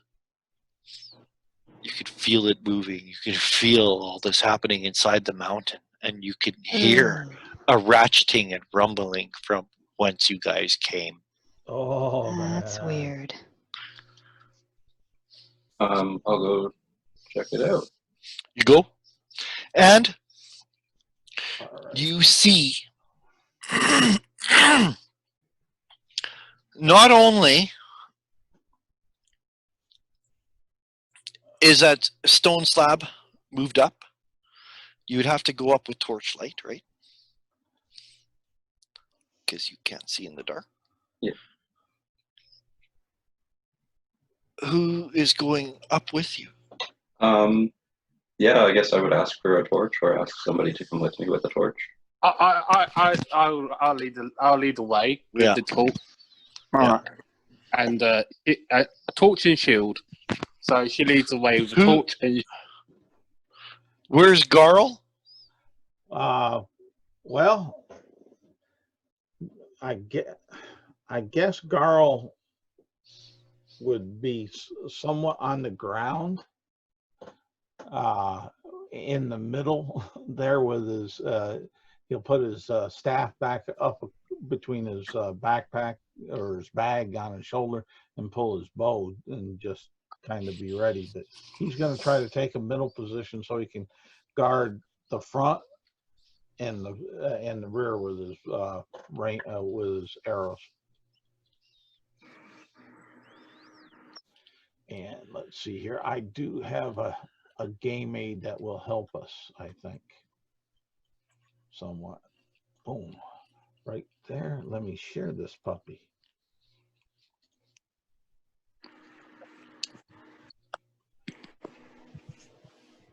Come on, computer. Stupid computer. Well, I'm trying. I got a bunch of things going on. It's just acting slow. My Zoom meeting is buffering. And Anyone watch Space Force?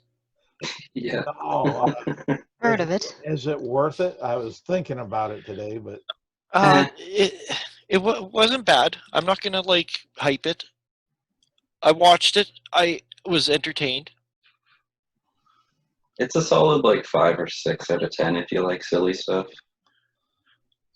Okay. A lot like The Office, but not so much like The Office where I couldn't handle it. I never watched The Office. Well, Oh, which one? The English or the American? either Yeah. one. Come on here. Either What's one. going on Yeah, here? it has that office vibe to it, but it's like more serious because it's like the government, so it's kind of weird. Ooh. And it's Netflix, so it's more like sweary and Yeah. stuff. So Yeah, more a little edgy. Why can't I get my Zoom is wanting to give me I like it. I like how it's loosely based in reality. Yeah. well it's I'll kind Surely of that makes it slightly terrifying. well it's kind of unique timing wise since you had the president of the United States open up aka the Space Force.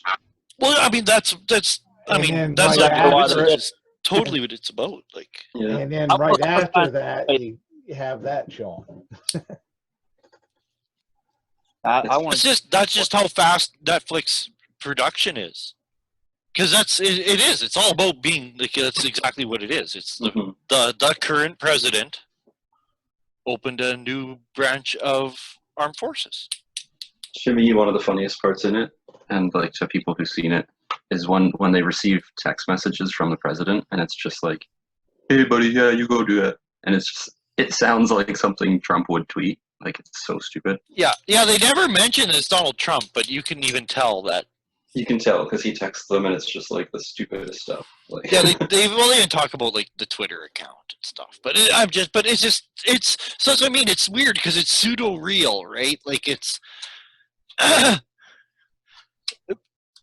No, I don't know. It's pretty good. I won't hype it, but it's pretty yeah, good.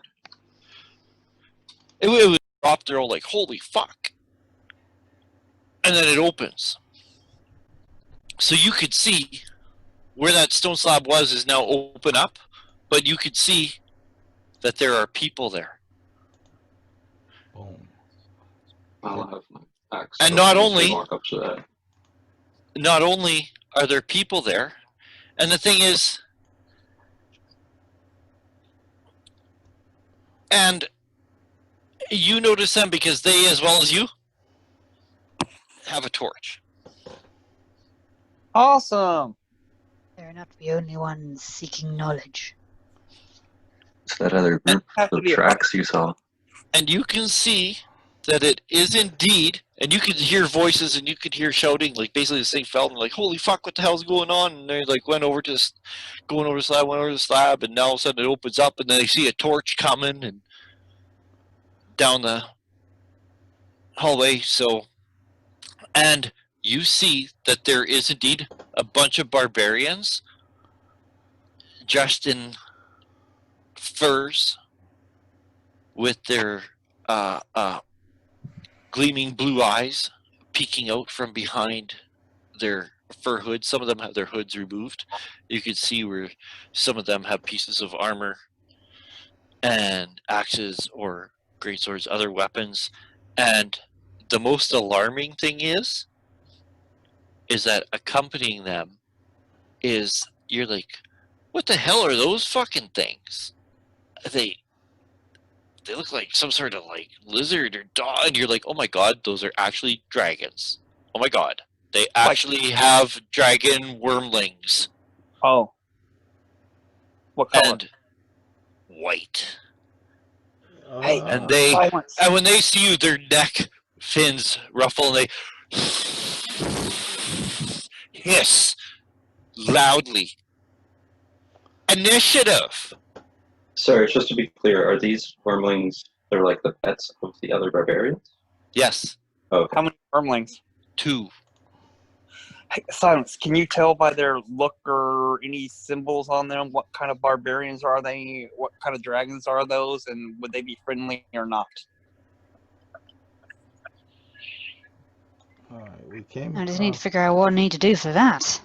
Because if you're talking about the dark, then I can see up to 60 feet, so how far away are they? Well, they got a torch, so you can see even farther. You can see guys, the torch. yeah, they got a torch. You guys got a torch. Yeah, So you got to think within torch light.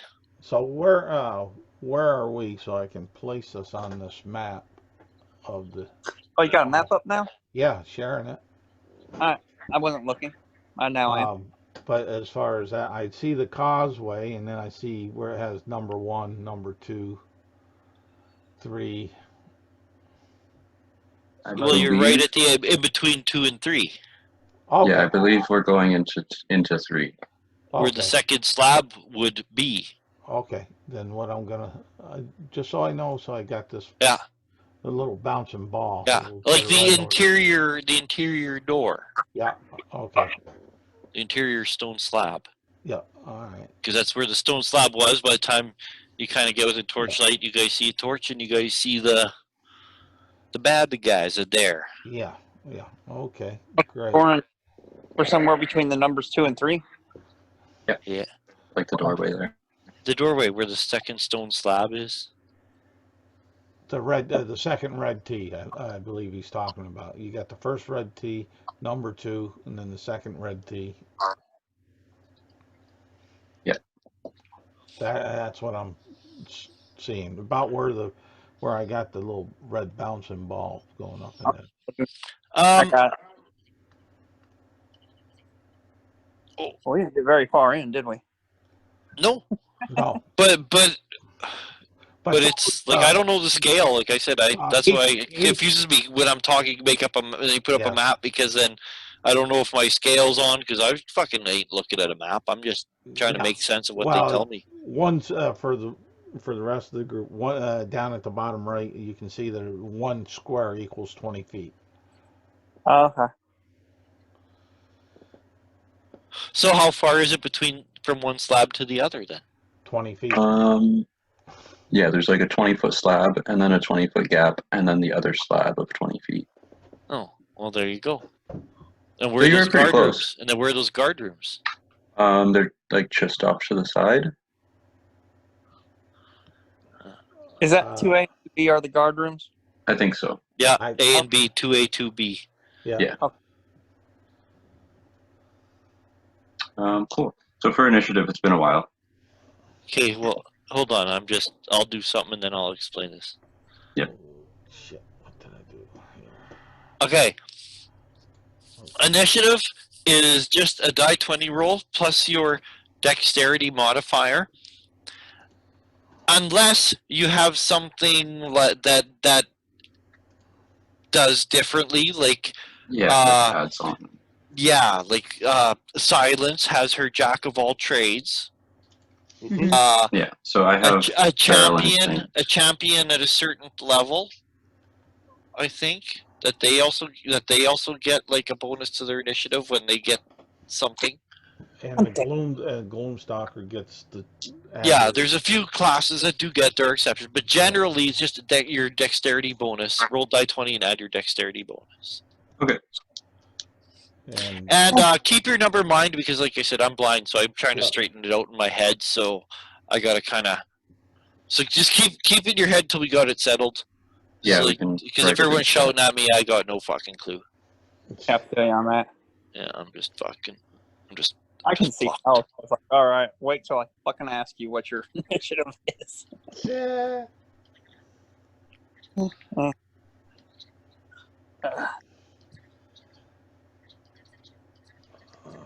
let's see here. Hey, girl, is that yours? I'm seeing on the dice roller thing at the. Well, Diana's is on that, and mine's on that. Mine's below yours. Okay. Yeah. I get a mighty 13 with my modifier added to it. I get a 2. I got a 16. You get a 5 modifier? Wow. Yeah, I got the alert. I got the feat give me basically extra stuff. Yeah. Hey, And I rolled you got the 16. highest. You got a 16. Who got higher than 16? Nicodemus with a 22. Well, I rolled a natural 16, but with my Dexterity. Dexterity and, bonus and your jack of all trades. Yeah, put it up to I think 20.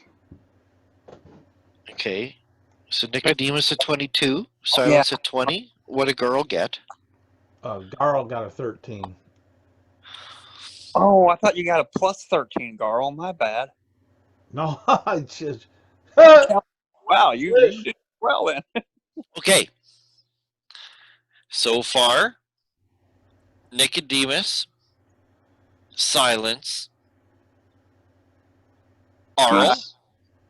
Arl, Garl. Arl. Who's Arl? Arl and Garl. It's a 1950 sitcom. Garl is a 13. Yeah. I'm- And Diana Arl got 16. and Yeah. Diana got a 16, I believe. Oh, and Diana got a 16 as well? Yep. Yes, she has. So, well, it's between Arl and Garl who's going to go, or not Arl and Garl. Fuck, my Me and computer's telling Diana. me. Diana and Arl. Yeah. Who goes on that 16. Mm-hmm. So, Garl. Bad guys, bad guys, bad guys. And as usual, I do NPCs at last. Cool. So, We got a lot. All right. Just a side question. Yo, When you guys get ties in initiative, how do you guys usually do that? Do you just I whoever let has you the guys highest resolve dex? it. Unless it's DM, then I just do it. No, I let you guys just resolve it however you want. Okay, because I've seen it like whoever has the highest dex can go, but you can go first before me. I don't really mind. Oh, you got 22 too? Yeah, I got a 16 as well. No, I got a 22. He's talking between Oh, the two Davids. Yeah. Yeah. I was about to say, by all means, you can go first. I never want to go first. I hate going first. Out of the barbarians, does anyone look particularly dressed significantly differently, like wearing horns where the others aren't? Anything like that? Anything to denote them as an obvious big cheese? And do they appear aggressive? I mean, do I really even want to attack them, or do I just want to be like, hey, tap down and have a beer? You know what? That's what I'm doing. Okay. I want to step forward because I like to stay out of the firelight. I'll step forward into near Diana, who has the fire going, and I'll technically take the dodge action while using my item interaction to take my alchemy jug and be like, would you like to have beer with us and parlay? That's my turn. I'm done. Okay. But I'm wary because last time I tried that, it didn't work with some fucking barbarians. So, Yeah, no, they're... These guys are just as hateful and dangerous as, like, orcs. fucking assholes. That's it. I Yeah, still they are. They are. beer, and I'm done. That's it. Would you like to have beer with us and parlay? Dodge. He can still roll. He still can roll a persuasion check. Yeah, I know.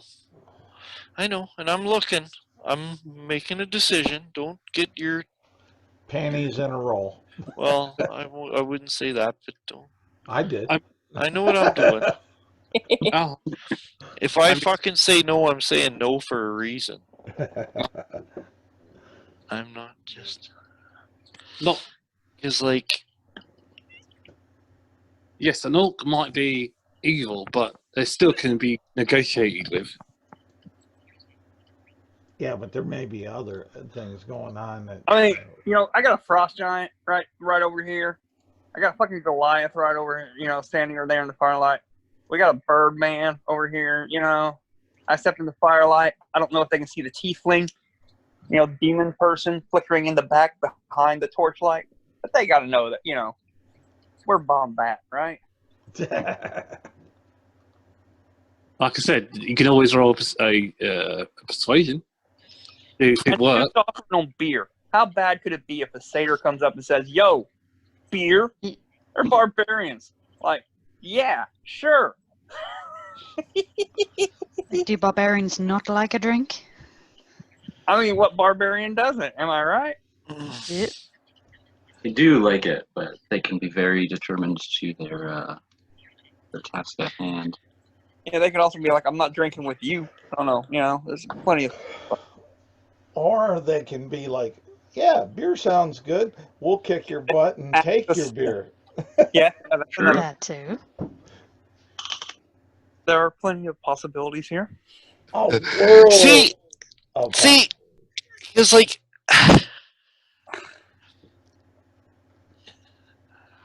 now let's get a little bit meta here, okay?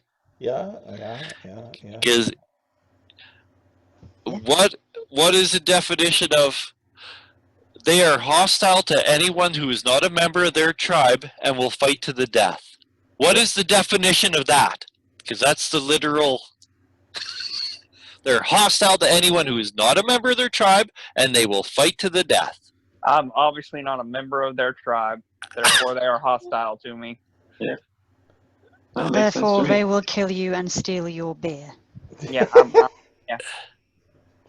Also, and again, I've said this before, it always gets forgotten because it's so irrelevant to this party. Harshnag's axe induces anger in humans. Oh, it sounds like you're going to bum rush me. Oh. well, the It's within a radius of his axe. they may go for Harshnag over. Oh yeah, just seeing Frost Giant wielding that axe. Cites them. It's like battle royale. It's on, brother. So, I don't know. Do you want to try to negotiate? I mean, I can try. I'm sure they're not. I feel you. I would roll personally. I would be like, "Oh well, they come swinging." But that's still my character. What I would do. See, and Charles is with me, right? I think so. I don't know why I should to give you a roll. Do you know what? Convince me. Don't tell me you want to roll for it. I Do didn't it. say I wanted to roll for it. I just said know, this character but would it's do. like you want to persuade them. Persuade them. Let's have a Mhm. persuasive conversation. Yeah. Let's. Don't tell me you want to roll for it, because if you want to make a roll for the rule, well, I'm looking at the rule. The rule says no. They're just gonna fucking fight you to the last man. But yeah, I think I would. If just be you like, want, if you want me to give some Considerations. yeah, some considerations, and give me plausible cause. That's pretty much all I would do. I'd step forward into the light warily, because the last time it didn't work. So taking the dodging and sling the alchemy jug off my thing and kind of turn it over, show them like, "Let's beer and parlay," and then look at them, maybe raise my eyebrow like, "Huh?" And yeah, that's it for my turn. If you don't think that would function, which I also would agree would not function. Well, I'm not saying it's not. That's because that's Huh? It's a valid use of your itself. Yeah. Because you can see that they're all like they're trying to figure it out as like in the moment, right? Like literally, they were doing something. That door slammed. They ran over. Now it lifts up. Now they're seeing you guys. So okay. So after you, Yeah. it goes silence. Oh boy, I'm not sure which way this is going. I'm just gonna hold tight from now and just ready one of my spells. What spell are you gonna ready? Tasha's hideous laughter. Good choice. Easy starter spell, and it does. On what slow people target? down. There is a guy with a torch who is dressed more ornate. There is 2 dragon wormlings, and well, in total, you know that there is 8 people. Well, I'm going for the ornate guy. Okay, the guy with the torch. Okay. Yes. He looks like he has like a special bundle tied around his neck, and he has ornamentation that would almost give you like a shamanic feel about him. Yeah, I need to get him out of this before it starts. About when you take a double look with the furs, about her. Oh, Ooh. And you can see that the parts of her face that you can see, she has like ritual scarification on her face. Oh yes, she's definitely my target. tribal Okay. tattoos. Yeah. So 16s. Who's gonna go, Diana or Arl? Yeah. I'm guessing I like to go first, if that's all right. Yeah, go ahead. Fine. So I will toss the fire like towards like the middle of the room. You know, like toss it forward, type thing, and Yep. draw my axe and raise my shield and like and I'll take the dodge action. Okay. Okay. You can see like, eyes glance over, and even like one of the worm leaves, because you like toss that torch and you take like a defensive stance bravely in front of everyone. Yeah. In this like 40-foot wide tunnel. How far away are they? I don't know. Like within torchlight, it would have been pretty much. Like let's say 60 feet. Okay. Fine. I move 30 feet forward and take the dodge action. Okay. You are pretty much right underneath where the inner stone slab is, right above your head. Okay. So if anyone ever pulls that lever down, goes back to that room and goes with a strength check at 24. And if they're small or medium with disadvantage, because I'm going to say it's frozen up again, you're right under it. Okay, can I sit back? And they're about 30 feet away. And you can see that where you are standing on the threshold of a massive chamber, that you can see that above you, the roof ceiling slopes up beyond this point. It slopes up into the blackness. Okay. And just by the sound, and from the sound of rushing footsteps and everything, it sounds like, it's a big room. Okay. And you were right on the threshold of it. Alright. Arl, the barbarian, has stood up in the threshold of this doorway. So watching Diana taking move defensive ahead. stance. 40 feet wide, Goliath in the center. Yeah. And Diana's about, how far did 30 feet ahead of me? Yeah. Approx, yeah. A movement. Let's yeah. let's think that, right? I kind of think the kind of movement. Yeah. Unless it was exceptional movement, but just all right. Then doing that, I will. Basically, you see her dolt and dash in front of you with a shield and axe, and she's got and basically she's taking the dodge, taking the dodge action. Basically, like a bit like Mike Tyson, or like back in the day of what's his name? A bit like Mike Tyson. While seeing people kind of getting into ready position, I'm going to go up with Diana with my movement. I have my battle axe out already. There's a torch on the floor, and they have a torch. And you can see another second torch with them in the back, because as I said, there's 8 of them. And they're all like huddled together type thing? No. Or are they like spread out across the hallway? No, yeah. Like, think realistically. They were on the far end Yeah, yeah. of this massive room, and they've are coming over here. So no, they're not all like 5 feet, nice symmetrical. No, there's like probably Yeah. like 4 or 5 of them at the door with the 2 dragons who would have been the fastest. So And from there's where a we are few- then, where me and Diana are standing, is there one that's kind of off on its own? Somebody that I could kind of, using a dash, could I get to somebody? Absolutely. There's one that is beyond. I gotta Feeling drop out your- for a minute, fellas. I'll be back. Using my dash then, I want to put myself halfway between Diana and the first person that's coming Okay, at so if Diana is on the threshold, you're 15 feet beyond. Are you going to be on like the left side of Diana or the right side of Diana? The north side or the south side?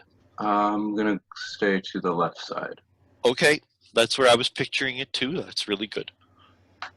And then, yeah, that's my movement and my bonus. So that's it. Yeah. In fact, like you go sailing over, the dragons kind of look and notice you. They're very keen and predatorial. But like, you know, like they don't get like an attack of opportunity or anything. There's certainly big enough Mm-hmm. area, and like I said, as the ceiling rises up into this, when you fly in past the threshold, you can see, yeah, it rises up. Oh, and just for the record, I want to be about, 5 or so feet off the ground. Like I want to be in light hover mode type deal. You can do that. It's a massive room, and you don't have dark vision. It's just massive. You just feel the sense of the space. Yeah. After you goes Garl. Garl will pick one of the white dragon wormlings. Yep. And they're within 90 feet, I'm assuming. So he's going to cast Hunter's Mark on one. Yep. And As I said, the one shaman has a torch, and there's a torch on the floor. So yep, you can see them enough to target them with the spell. And then, well, his dark vision would help him with that. Yeah. And then from there, what he would do, he has that. He will go ahead and he'll fire some arrows. No, yeah, that's what he'll do. He'll go ahead and fire. Let's see here. I think I get 3 shots on this. Let me double check. No, I get 2 because I ain't 5th level yet. So that just hit me in the head. So let's add a die to that. I'll roll those, and I get and I'll get the what is it? That's +7 to hit. So that would be. Sorry for taking so long. Well, one's since I didn't call my sharpshooter thing, one will be a 20, and the other will be an 18 on the shots. Yeah, I'm just to hit, to see if they hit. okay. I'm just looking for my phone. Okay. Fuck. Take care of your eyes. This is a public safety announcement. Oh, did you go blind later in life? Yeah. Oh wow. Legally blind at about 20 and totally blind at about 30, and I'm currently 48. Oh, couldn't imagine, man. Sorry about that. Why? Did you do it? Oh no. Well, fuck. Oh, thank heavens. That one time I went to I Saskatchewan. would. Yeah. And tell me. Oh no, I've never been there. I was joking. Oh. Oh. We're the highest altitude east of the Rocky Mountains.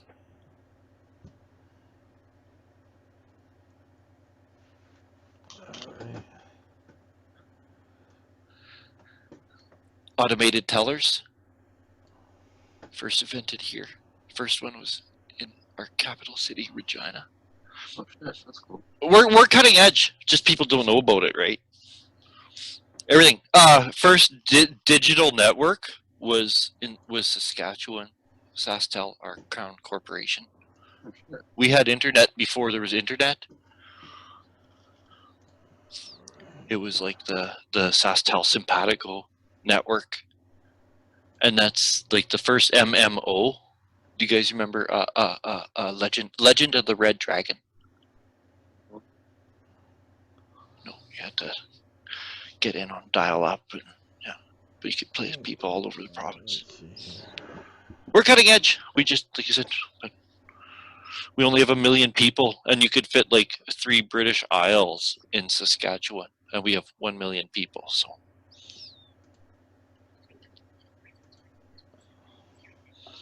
Sorry, it's back. that's right. I'm just checking something out here before I get. Yeah. Don't really miss anything. Not yet. Garl took 2 shots after he cast Hunter's Mark on a White Dragon Wormling. Awesome. Did you slay it? Don't know yet. I don't think so, but I don't know. Okay. Well, I know Wormlings aren't that badass. White.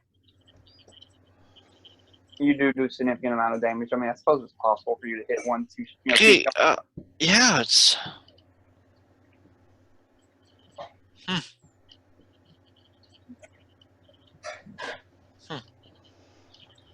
What you trying to look up, Roland? Just. Well, now what happens? Like if, like I mean, like one of the dragons got shot, right? Like, so. I'm just was reading like their motivation, and they don't have a whole lot. It literally has like anyways. All right.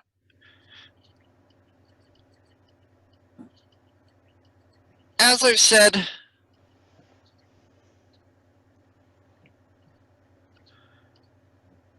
wait, what am I doing?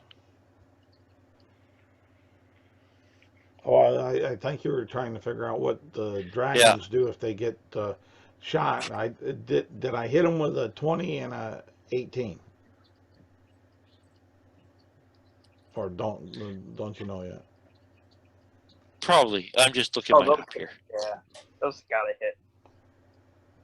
Well, never always, but Fair enough. I mean, I'd be surprised if it didn't hit. well, the shaman may have protections on them, or some of the other things may. They could be like warded in some way, like a mirror image, so they could only be one dragon. Look like White Dragon Wormling. These things are medium, right? So they're not even horse size. They're like a dog. Saint Bernard dog. Yeah. I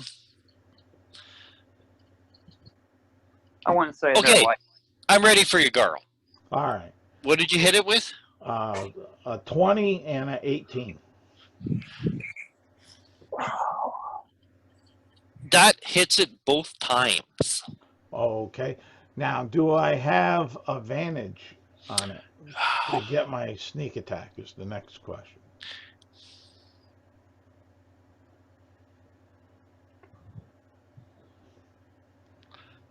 No. Okay, that's fine. So I know what I need to roll. Yeah. That's all. That's Yeah. Right there. I was making sure there's nothing I missed. Yeah. So that'd be 12 plus 6 is 12. These 2 arrows come seemingly out of nowhere. 18 points of damage, piercing to it. And They hit this thing, and it lets out an unbelievably loud shriek. And then Garl will, since he can't do his cunning action uh, because he used his bonus action already, he will move back 25 feet. Okay. Well, actually, he can move 10 extra feet on this because it's first round of combat. So 35 feet back. Okay. It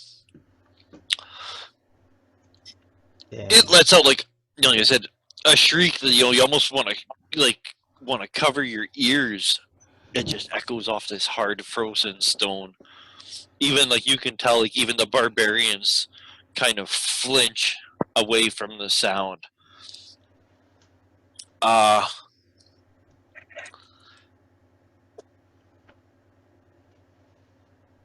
Oi, oi, oi.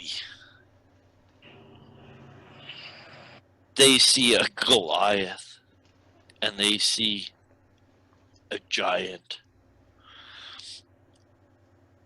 And some of the other humanoids.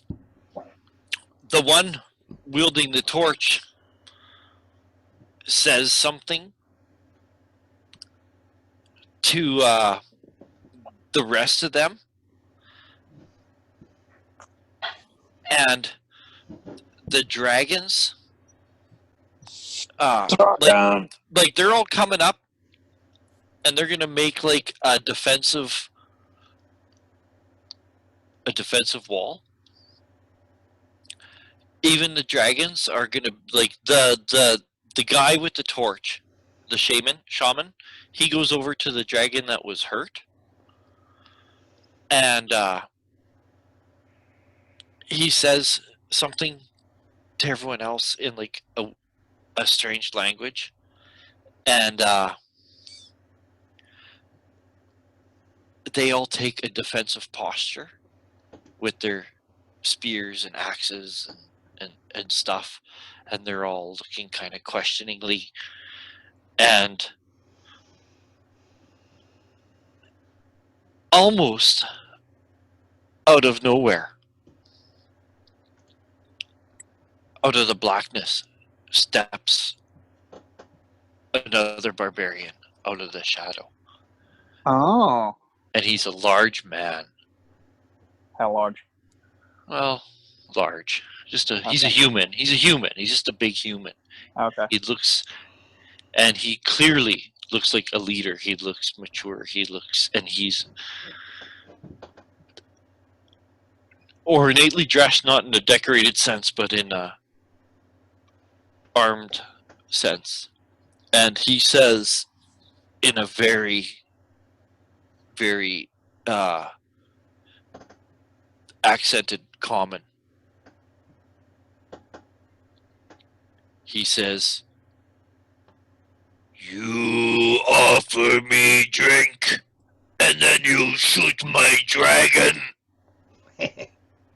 Sorry about that. I had nothing to do with that.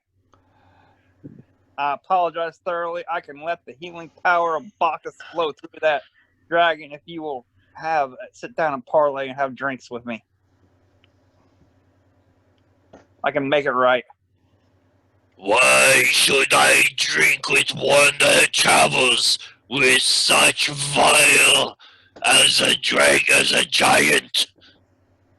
And he looks at Harshnag with a sneer. Because it's better to drink with us than have to fight that thing?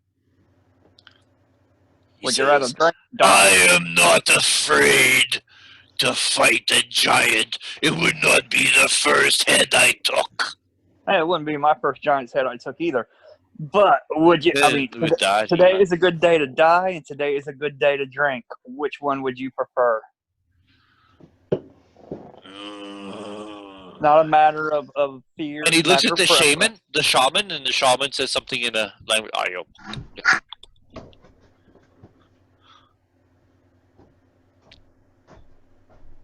And he says something to the shaman, and the shaman nods. And he heals the dragon. He says, I could have done that. There's still some injury. He didn't do it complete. Okay. But he says,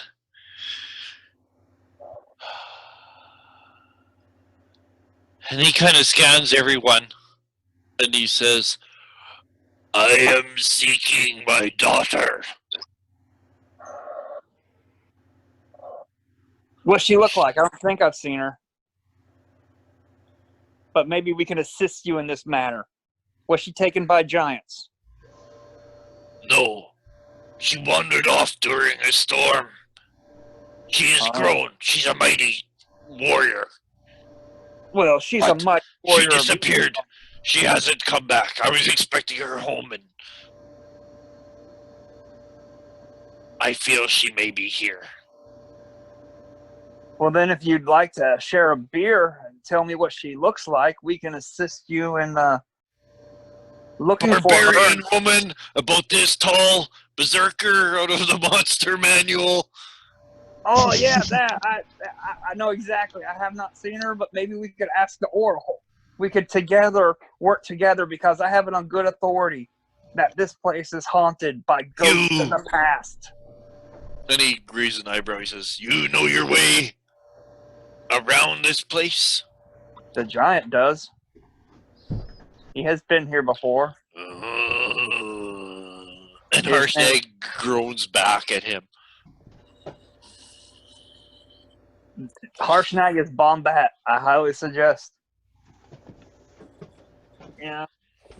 That we work together in mutual aid to find your daughter and to stop the giants and small folk war that has been brewing.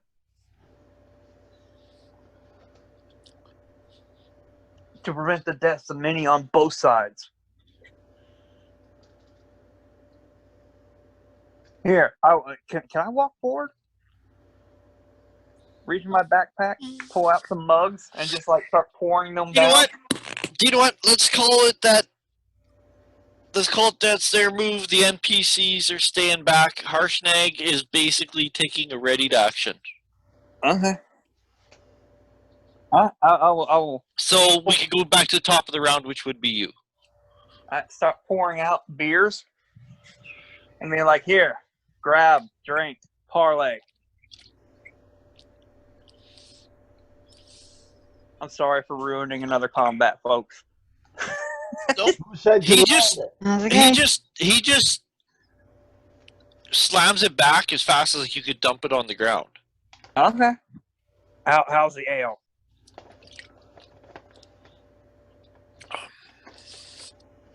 Well, that's by Bacchus it is. It's not horse piss. Or it's not dragon piss. I've had some of that before. And you can see that he has like also like some tattoos and stuff like that. He's also wearing like a lot of furs, so it's hard to tell, but just a little bit on his maybe his neck or something you can see where he has like a dragon motif. The dragons, by the way, have flown off somewhere into the darkness. I hear that some of the southern tribes make their ale out of dragon piss. Yeah. Make fun of the southern tribes. You know, he's a northern tribe, so yeah. I raised my dragons from eggs. I slew their mother, and I feasted upon her heart. You've done a fine job with them. They look quite good. The same as my father and my grandfather and my grandfather's father and my grandfather's grandfather and my grandfather's grandfather's father's father, and so on and so forth back. That must have been a very tasty dragon heart. It was. I keep my shield up just in case, you know, kind of thing. But sort of like, you know, listen to the conversation. I'm not going to attack or anything like that. I'm just keeping my shield up, you know, in a full defensive stance. Mm-hmm. Mm-hmm. Well, and as are like the rest of the barbarians. They are very much seeing what their leader and their shaman have to say about the entire situation. We're still in initiative, correct?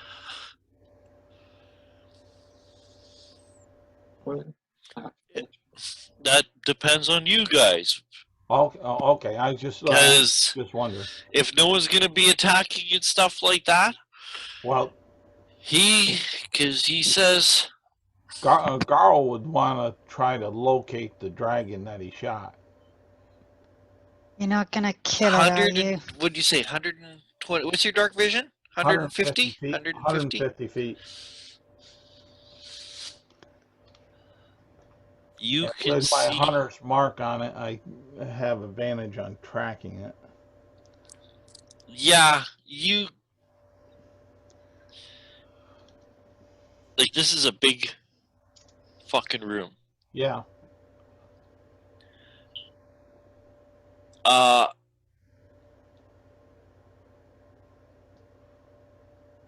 As this room, like this is like the western side of the room.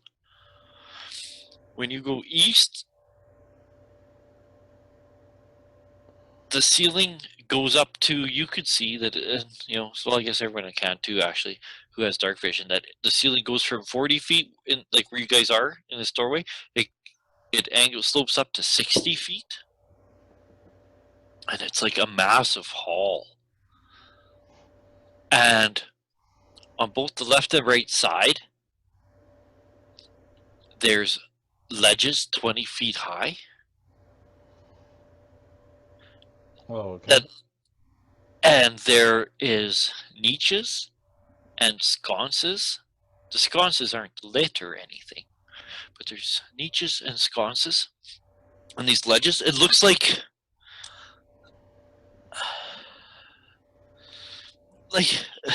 you're an archer, right? So you know that that's totally where they'd have guards standing, right? Yeah, like kill holes. Yeah, there'd probably you could just imagine giants up there with piles of stones to hurl down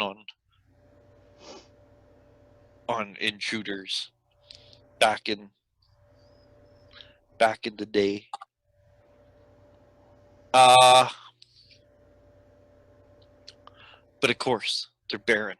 But that is where sometimes that dragon is somewhere up probably on one of those ledges, right?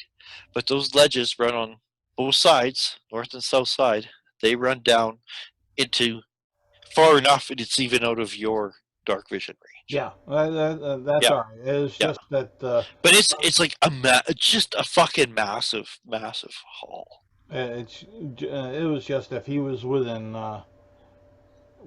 sight or range, and I could pick him on up, I probably would shoot to try to finish him off. But being that that's not the case, then all Garl will do is hide into the dark. There and try to cover the party then. Okay. And his stealth is a 26.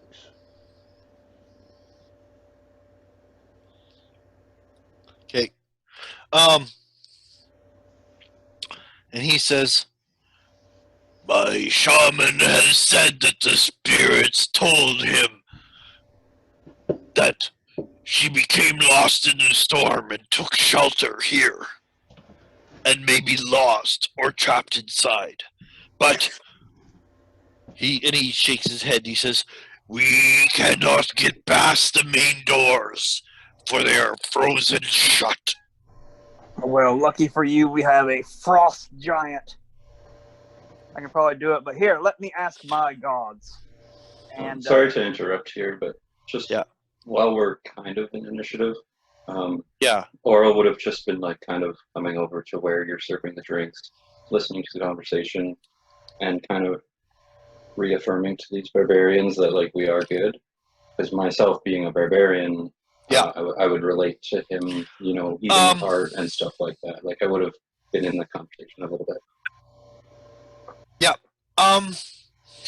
Yeah, that's another good point. Yeah, for sure. They would recognize. That's just where I want. Like I just want you to know. Sorry, it's just smoked. Just like where my character's at in this whole thing going, and then you can go forward.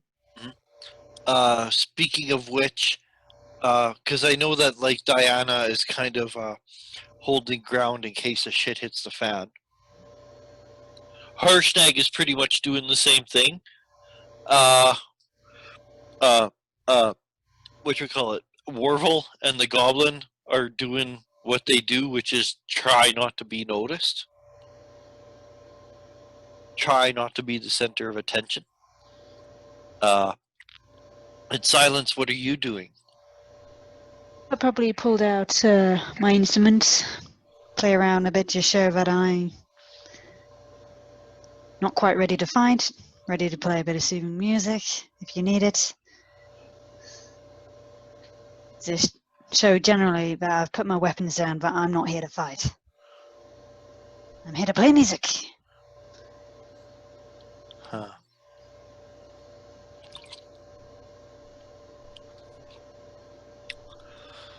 Okay, well, if you guys want to get out of initiative, we can get out of initiative. But I gotta. I would recommend like maybe we keep the initiative in mind just in case something does happen, and then we don't have to re-roll everything. I was just gonna say the same thing, and I do that often. That like if we need to get into initiative, we could just use the same one unless people really want to do something different. But I don't know why you would want to. It was a pretty good. Can I divination to determine?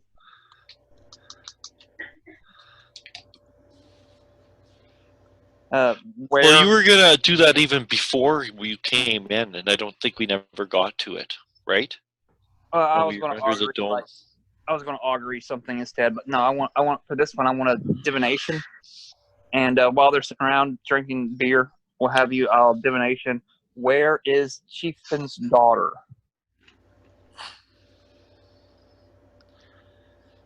Oh, you're making this complicated. You're making it complicated.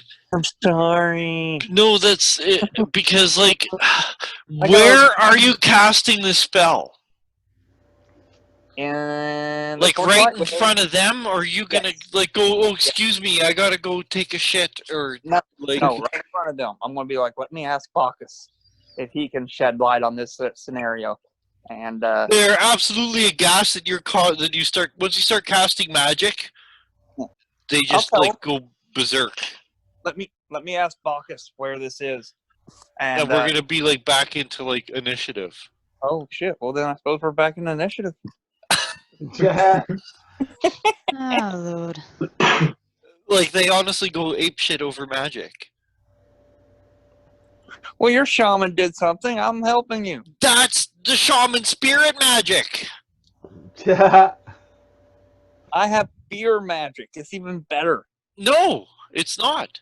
So, sorry to interrupt. Do you remember? Once you said spirit magic, Oral would then be like, you know, if this is a conversation and it's not an instant escalation, I would say something like, it's escalated. well, maybe we could do some spiritual magic as opposed to this godly magic and try to de-escalate it. First off, I don't know if Oral would even be smart enough to say that. So if you want to make me roll for it, I can do that. I think you could say that also as to like what you said about you being like barbarian too, right? Like you would know how to communicate. Like, where the fuck did I put my phone? Oh, I don't know. Garl would try to, seeing all this transpiring, Garl would try to sneak out to the Oh, there it is. towards the entrance, out of view from them, and then he's going to cast non-detection. When and if he can get to there, he'll cast non-detection on himself. Okay. Yeah, I.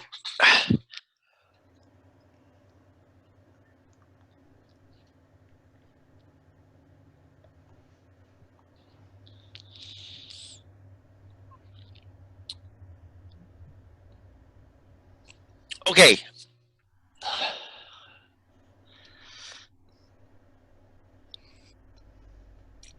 Using magic around them will like totally like inflame them into violence.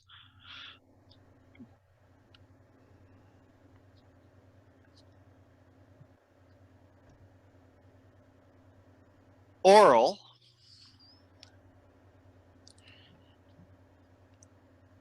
is able to like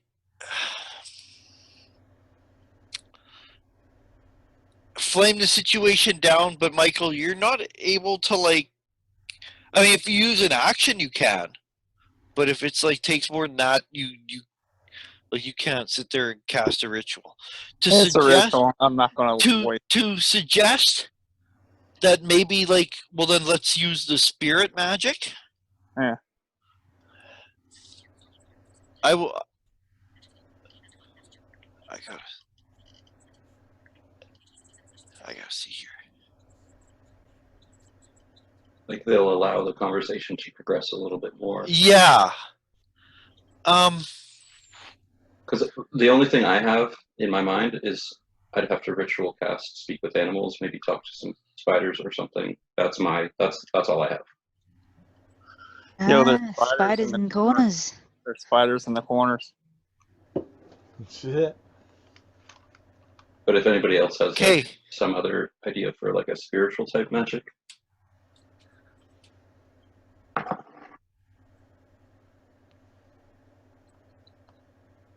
I'd say go for the spiders in the corners. He has Augury, the shaman. Well, I got better. Yes, but everywhere the Uthgardt barbarians are mentioned, they like they see magic, they kill you. mm-hmm. Oh, wow. Okay.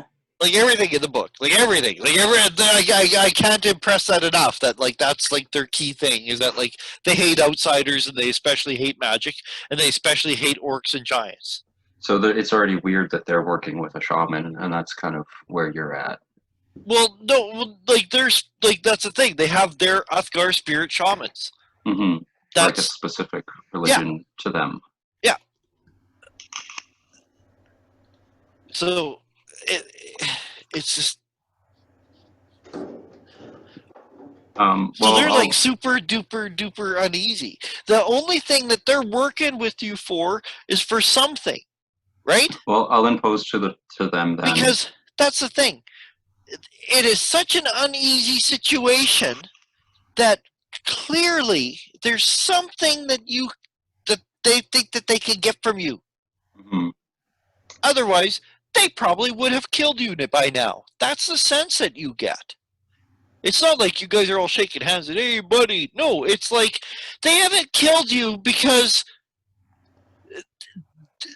they're just as manipulative and conniving as you are. And there's something. Manipulative. Huh? You said I was manipulative. Well, I don't know. You're like, come on, let me loosen you up with my booze, and come on, and it's just, no, it's not manipulative. Don't worry about it. They haven't killed us because we about killed his pet little dragon, and they know that we're Billy Bad Buckets. Yeah.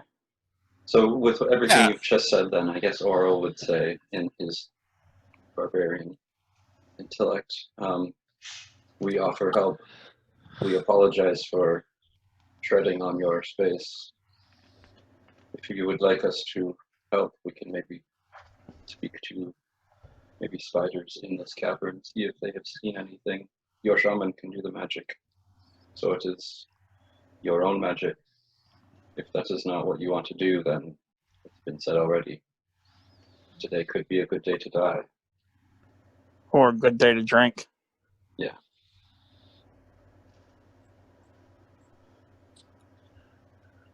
Open the interior door so I may search for my daughter.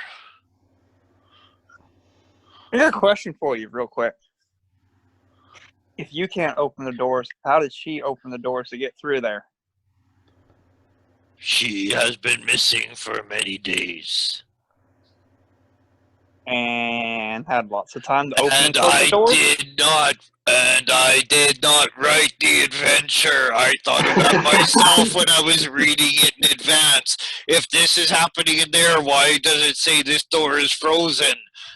I too wonder these mysteries. Mysteries of the universe. We live in an extraordinary world. Magic and wizards. Kill them. See, that's why we hate them. Well, with Makes them sense. like offering like open the door and we'll go. I'll make Maybe it there's known that another way in here. I'll go try to open the door. Like I'm willing to help them. That's oral stance. The door is 30 feet tall, like 20 feet wide, double doors made out of stone.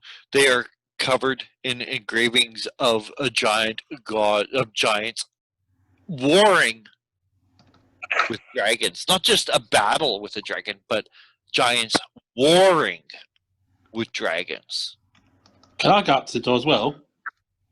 Yes, they are made out of the same stone as the surrounding everything.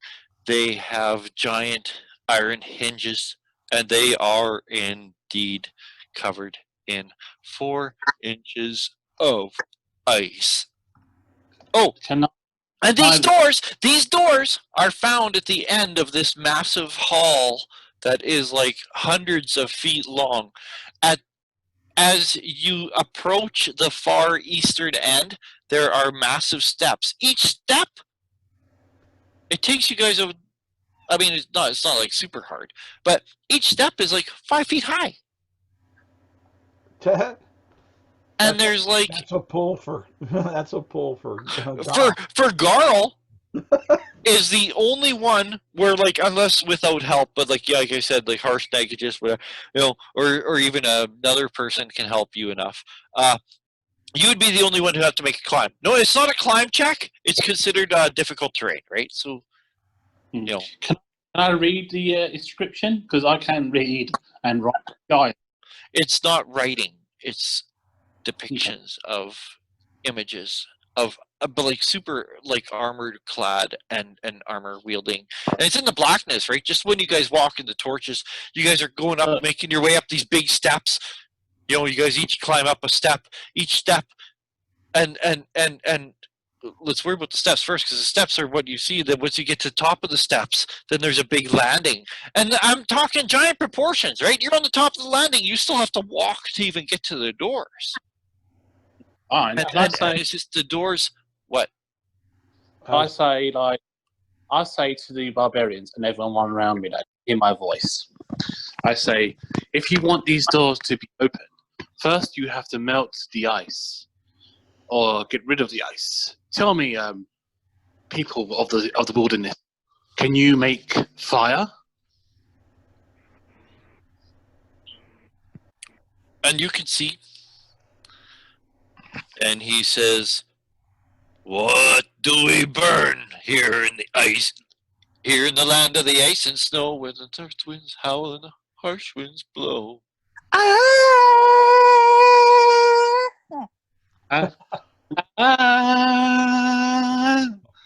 It's all stone and ice.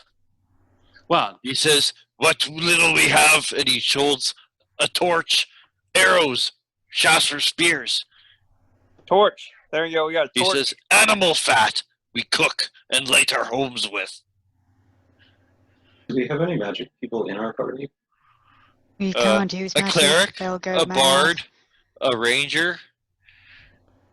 Okay. I know. I got 10 torches on me because I got the explorer's Yeah. pack. So I say, how many torches have you got on you? You can see what wood they do have. Okay.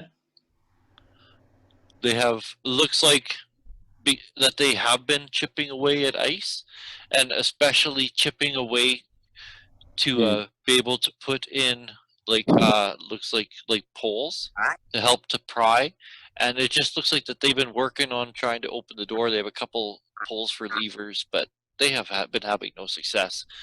Like there is like, you know, a couple rocks to help with the leverage. Set your shaman on fire. Couple animal bone chisels. Is he? I asked them.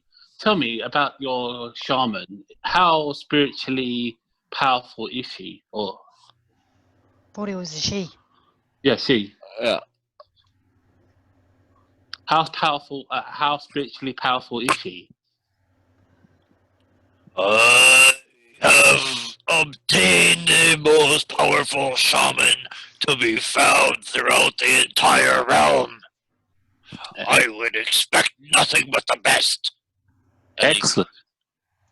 I sort of say to the shaman, great and honourable shaman, tell me, can you conjure up a heat source of magic, of spiritual power to melt the ice?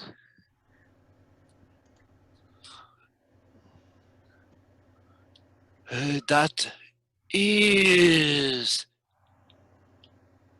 heretical magic.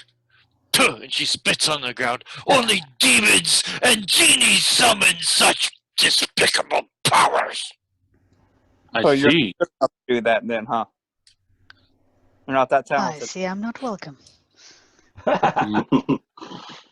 So what spiritual things can you do, honourable shaman? You question me? A small voice in the rear. Hell yeah! Shut up. Well, I'd like to know what your capabilities are, so that way we can find out how we can open these doors.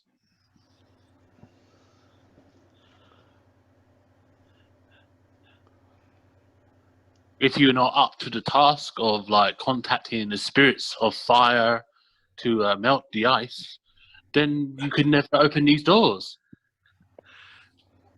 Challenge rating 2, 450 XP. Did I don't. Carl asked, did any of you try to climb up onto these ledges and see if there's another way? Didn't see them before. I can fly up and see. Like the ledges are only 20 feet high, and like I said, there's niches in the back walls and sconces which are unlit. Well, let's take a torch and we'll go light these sconces and take a look up at the ledges. When you take a lit torch and you go to the sconce, you see that there is no fuel, but yet if you wave the torch in the area, it lights with magical flame. Fucking A. Ignites. I just won't And- mention that to the shaman. Demons and spirits. And so you guys see that when, like, you see like Arl moving around with the torch and checks out one of the sconces and lights it. There's no gas, there's no fuel, there's no nothing, but a magical flame erupts, and it even throws heat and light. Oh, And you could go and you could light all them. There's 5 on each side. And then now that there's light up there, the wall behind is just a wall. There's nothing like. Are you gonna light up like literally like all 10 sconces? Sure. Yeah, I don't see why not. 10. Unless somebody stops me, I don't know. 9. You light up one side. Oh, it's dim light in here. Wow, this is a big room. Holy shit. By the time you get it lit up, it's bright enough in here to I want have to look. like I want to check the corners to see if there's spiders. there is nothing in here of notice other than how massive this room really is. And now that it's well lit in here, the walls and floor and ceiling and everything is just covered with frost. And these walls or doors are heavily iced. Harshnag says, like, you guys got to go up these stairs. The stairs go up 40 feet, and then there's like a big landing before these 30-foot high doors. There's honestly nothing really else of interest in here. This is just like the entry hall. Just like a foyer. Yeah. Yeah. Ask the ice giant, what should we do? Is it a frost giant or cloud giant that we're with? He's a frost giant, Okay, and he just ask the frost giant. push. I'll see what it takes for. I give him a shot of strength. I'm going to help him as well, so I'm going to give him a advantage.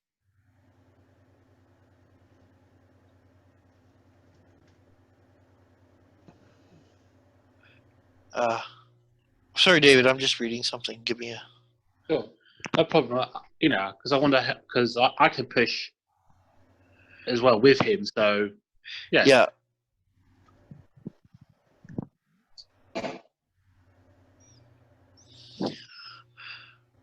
Because I'm cat and push.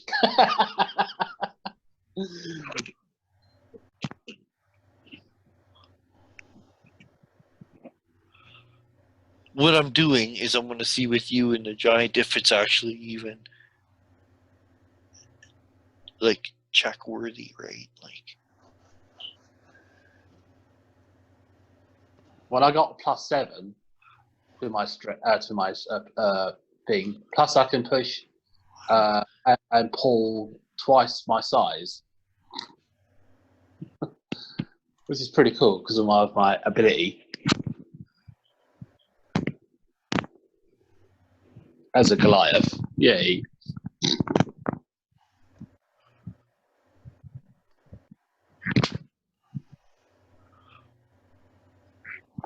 Come on now, where is that? I can always drink a potion.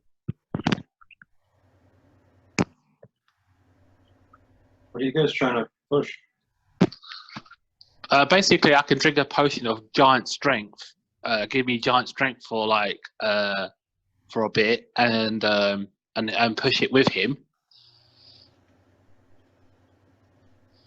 What is it that you're pushing? The door. Oh, the door. Yeah, I got one potion of giant strength that gives me like giant strength or something like that. Gives me like incredible feats of strength. Mm-hmm. Yeah, but what kind of giant strength potion? It just says giant strength potion. It doesn't say what kind. Because that would help with your modifier. And my point being, it would help with the modifiers because of the different strengths of giants. I'm guessing because I'm up in the north and in the cold area, I'm guessing it'd be a mountain giant. I'm guessing because I did say I do interact with mountain giants, so I'm guessing it'd be a mountain giant strength. Let's see here. okay.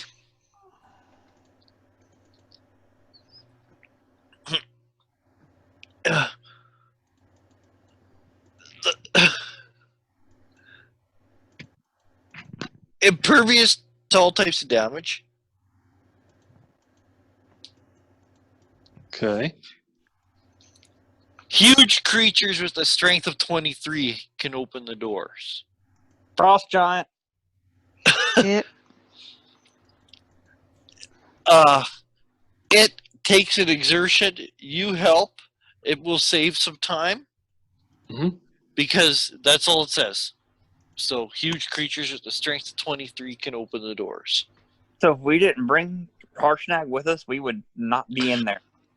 Then it takes lots of time. because you have to. Yeah, like it's impervious to knock. You have to remove the ice. Cool. But yeah, I definitely like to help. Yeah, it basically you help. There's no check, but it saves time, Cool. right? It basically saves him like numbers of tries, because they talk about all the different ways that you could remove the ice and blah blah blah blah blah blah blah blah. Right. So.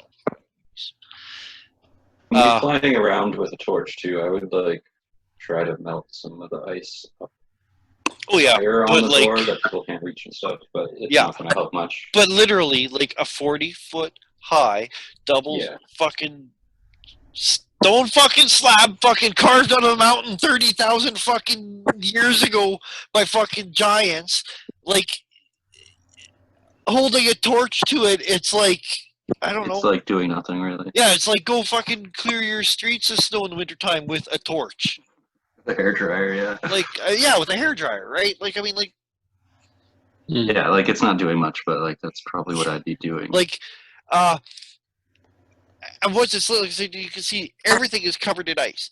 In fact, you want to know another rule they gave me in here? Without magical means or climbing harness, you can't climb anything. Just too slippery and everything, yeah. Yeah, the frost is made too slippery. You need climbing magic or climbing gear to even attempt to climb the wall. So so that's the thing. If there's a rogue who's like, well, I got like fucking blah blah blah and yada yada and blah blah blah. It's like, well, do you want no? There's still no friction, yeah. Yeah. Like that's. But we got a flying arrow croaker, so we're good to go. Right. Exactly. Exactly. No, it's true though. Like so, Harshnag, and Diana can. Well, actually, there's enough room. Everybody, literally every fucking person can push a little bit. Harshnag is the one who, like, makes a difference. He just leaves his weight, and you can hear, like, the crunch and crumble of ice as it falls and hits the floor. These doors are iced open. Do you still have the map up? Can you guys see where those doors are? Up on that pedestal, you open them up, and then then you guys have a portcullis. Portcullis. Somewhere. Okay. Portcullis? Portcullis. Portcullis? Portcullis. Portcullis? Okay. Stop doing that. How's it said? Kath, David, you guys are British, you tell me. What's that? No, I don't know. Portcullis. British word. Yeah. Portcullis? Yeah, portcullis. Portcullis? Doesn't matter anyway. We're going to the room. We just pushed the door. Yes. There is that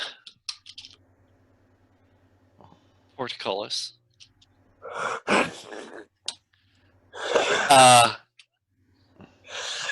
Is the next obstacle. That Harshnag 2 can wrench up. Okay. I'm sure glad we had Harshnag. Yeah. That was almost a smart move to allow him to join our mighty merry group. Aren't we glad we didn't kill him? No. Speaking of which, Michael, Yes. the chief of the White Worm tribe nods with satisfaction. It's now that it's all open, and he says, "Now kill them." And we're back to initiative. I had a feeling this would happen. I think technically Silence was next on the old order, but I don't know what do whatever. Yeah. Yeah. Yeah, I think I wasted mine again, so somebody else go first. That way I'll go. Yeah. Okay. So go, Silence. That's what he says. He nods with satisfaction. It's because it's all opened up. He says, "Now kill them all." All right. Terrible. What an asshole. Oh boy. And it's bright lit, so you guys don't have to worry about like torches or shit because Aarakocra lit all the sconces. I say go after the shaman. Yep, start there. I go back to my usual thing. Tasha's hideous laughter on the shaman. Okay. I'm pissed. How long did Says this take us? From Nah, you still got it, girl. It was like 57 minutes or whatever. oh, okay. Like whatever the duration is. You still Yeah, got it's an time. hour. The hunter's mark's an hour, but Yep, exactly. So 57 minutes. You still got 3 fucking minutes. You still got 30 rounds. I'm waiting for it to drop so I can recast it if I need to because I can't find. I haven't found the dragon wormling that I was casted it on. So, Oh, with all the light in here, you can. but Like they aren't like fucking standing 10 feet away. They're like dragons. They're like perched somewhere high or whatever. Okay. You know, I don't know. They're just that's not. They're not fucking sitting there like lapdogs. They're dragons. No, if I can find them in this foray, then I know what I'll end up doing. That's all. Okay, I gotta find the fucking guys. He should have a wisdom, but not a great one. I swear to God, you are going to have so much shit done to you. You will not have any beer in heaven. You just wasted that opportunity. it's getting real late for me here. And Oh, I didn't realize what time it was already. Okay.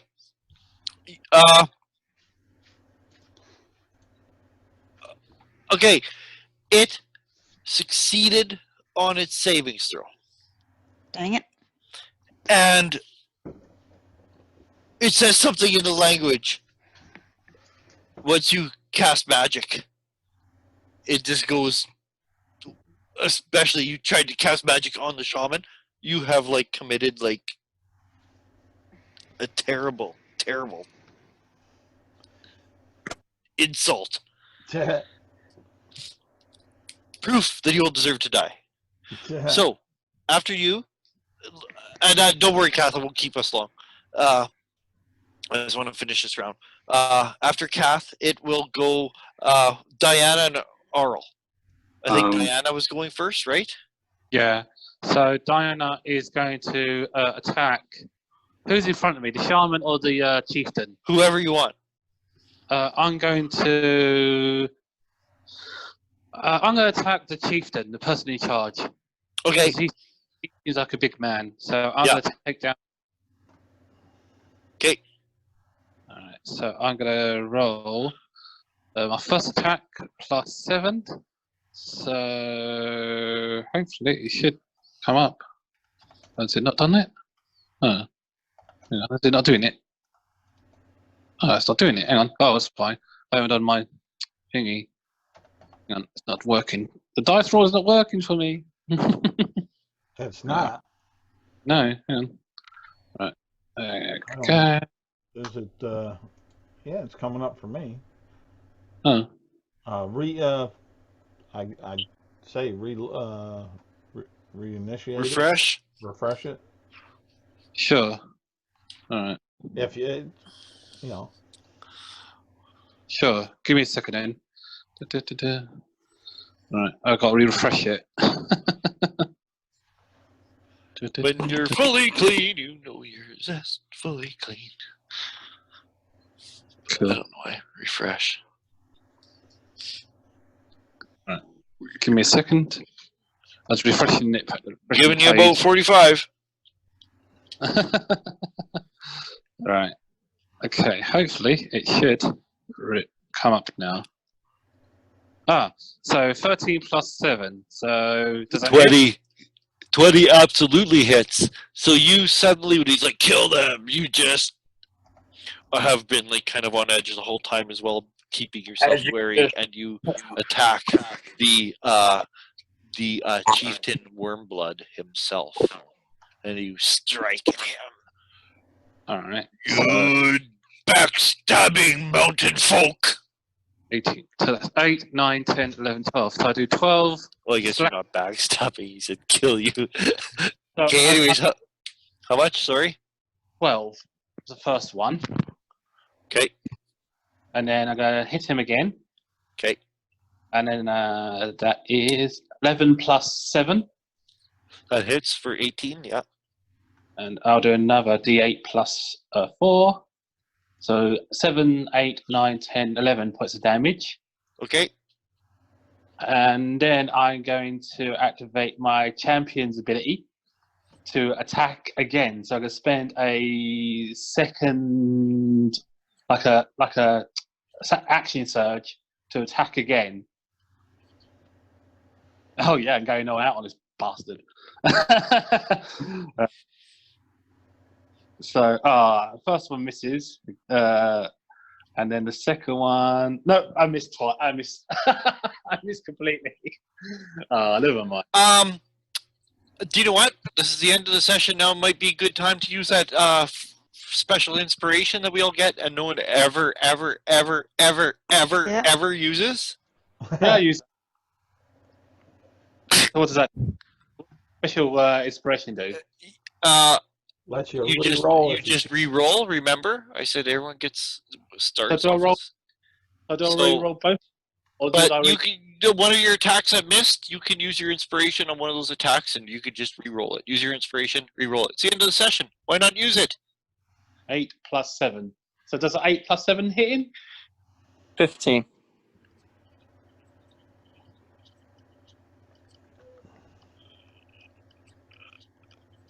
Yes.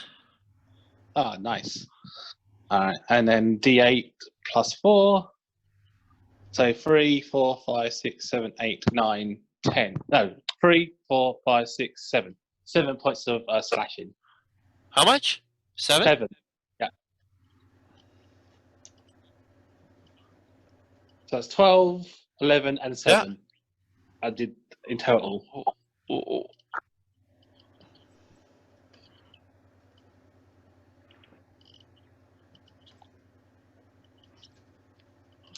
Okay.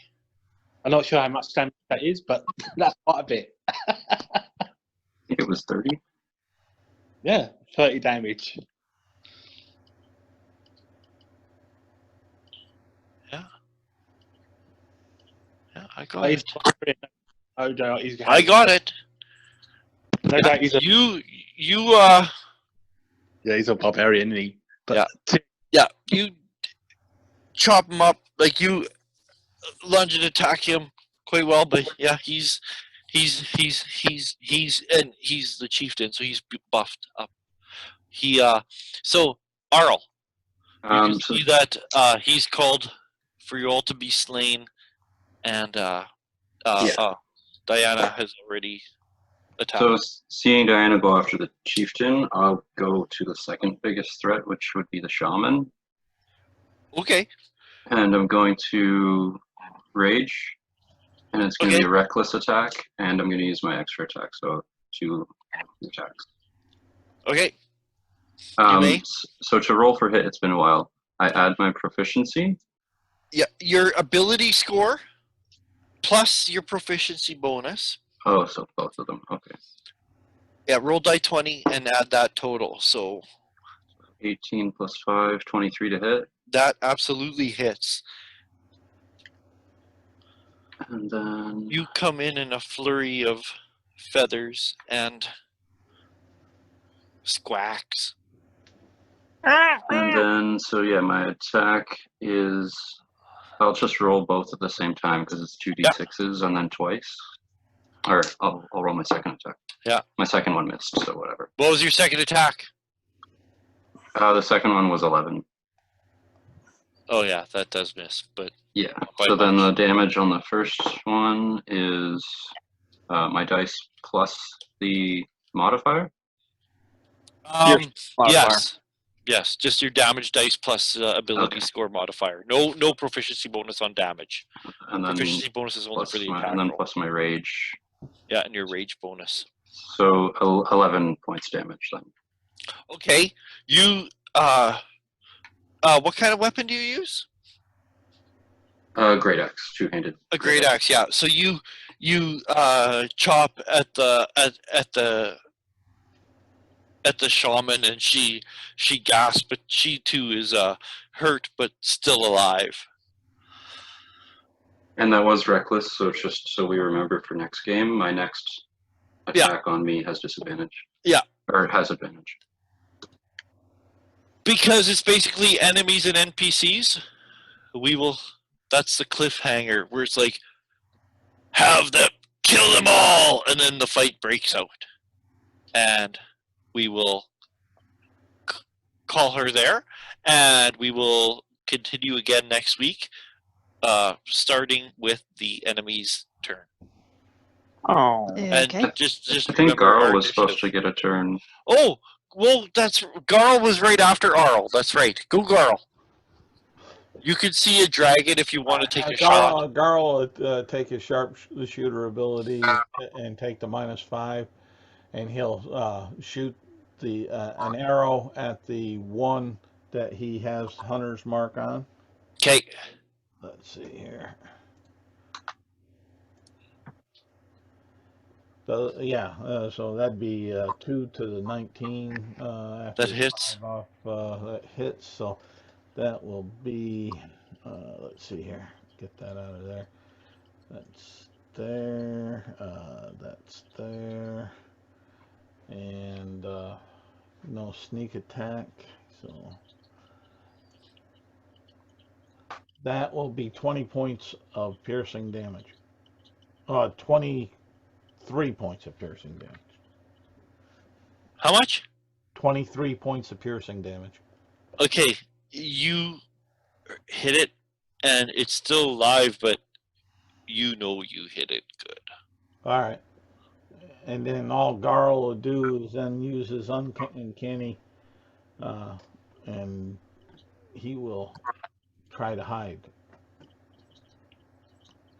Okay. with a 17 plus. Oh, no nine. one can ever fucking see you. Why are you worried about it? They always have a passive perception of like 11. So I mean. Yeah, so that'd be. But yeah. So there, we'll call it there. Cass, go to bed. Sorry. Yep. Keep you. Okay. Go. Bye. Right. Great playing with you guys. Can't wait till Yes. next time. It's a good game. Good meeting you. And Good game. Yeah. Because then, we can start off. It'll be Bad Guy's turn. Just everyone, try to remember your place in initiative. Just try to remember who goes ahead of you. Yeah. And that's. But And I'll have this posted. This recording is going to take me a little bit more time because Yeah. it's actually 2 because I dropped out, and I'm going to have to meld the 2. Okay. I actually can make a note for myself if I really need to. But that's the thing. If I'm like, oh, I should actually make a note and type it out, by the time I do that, I got it memorized. So. All right. Well, bye everyone. I'm just going.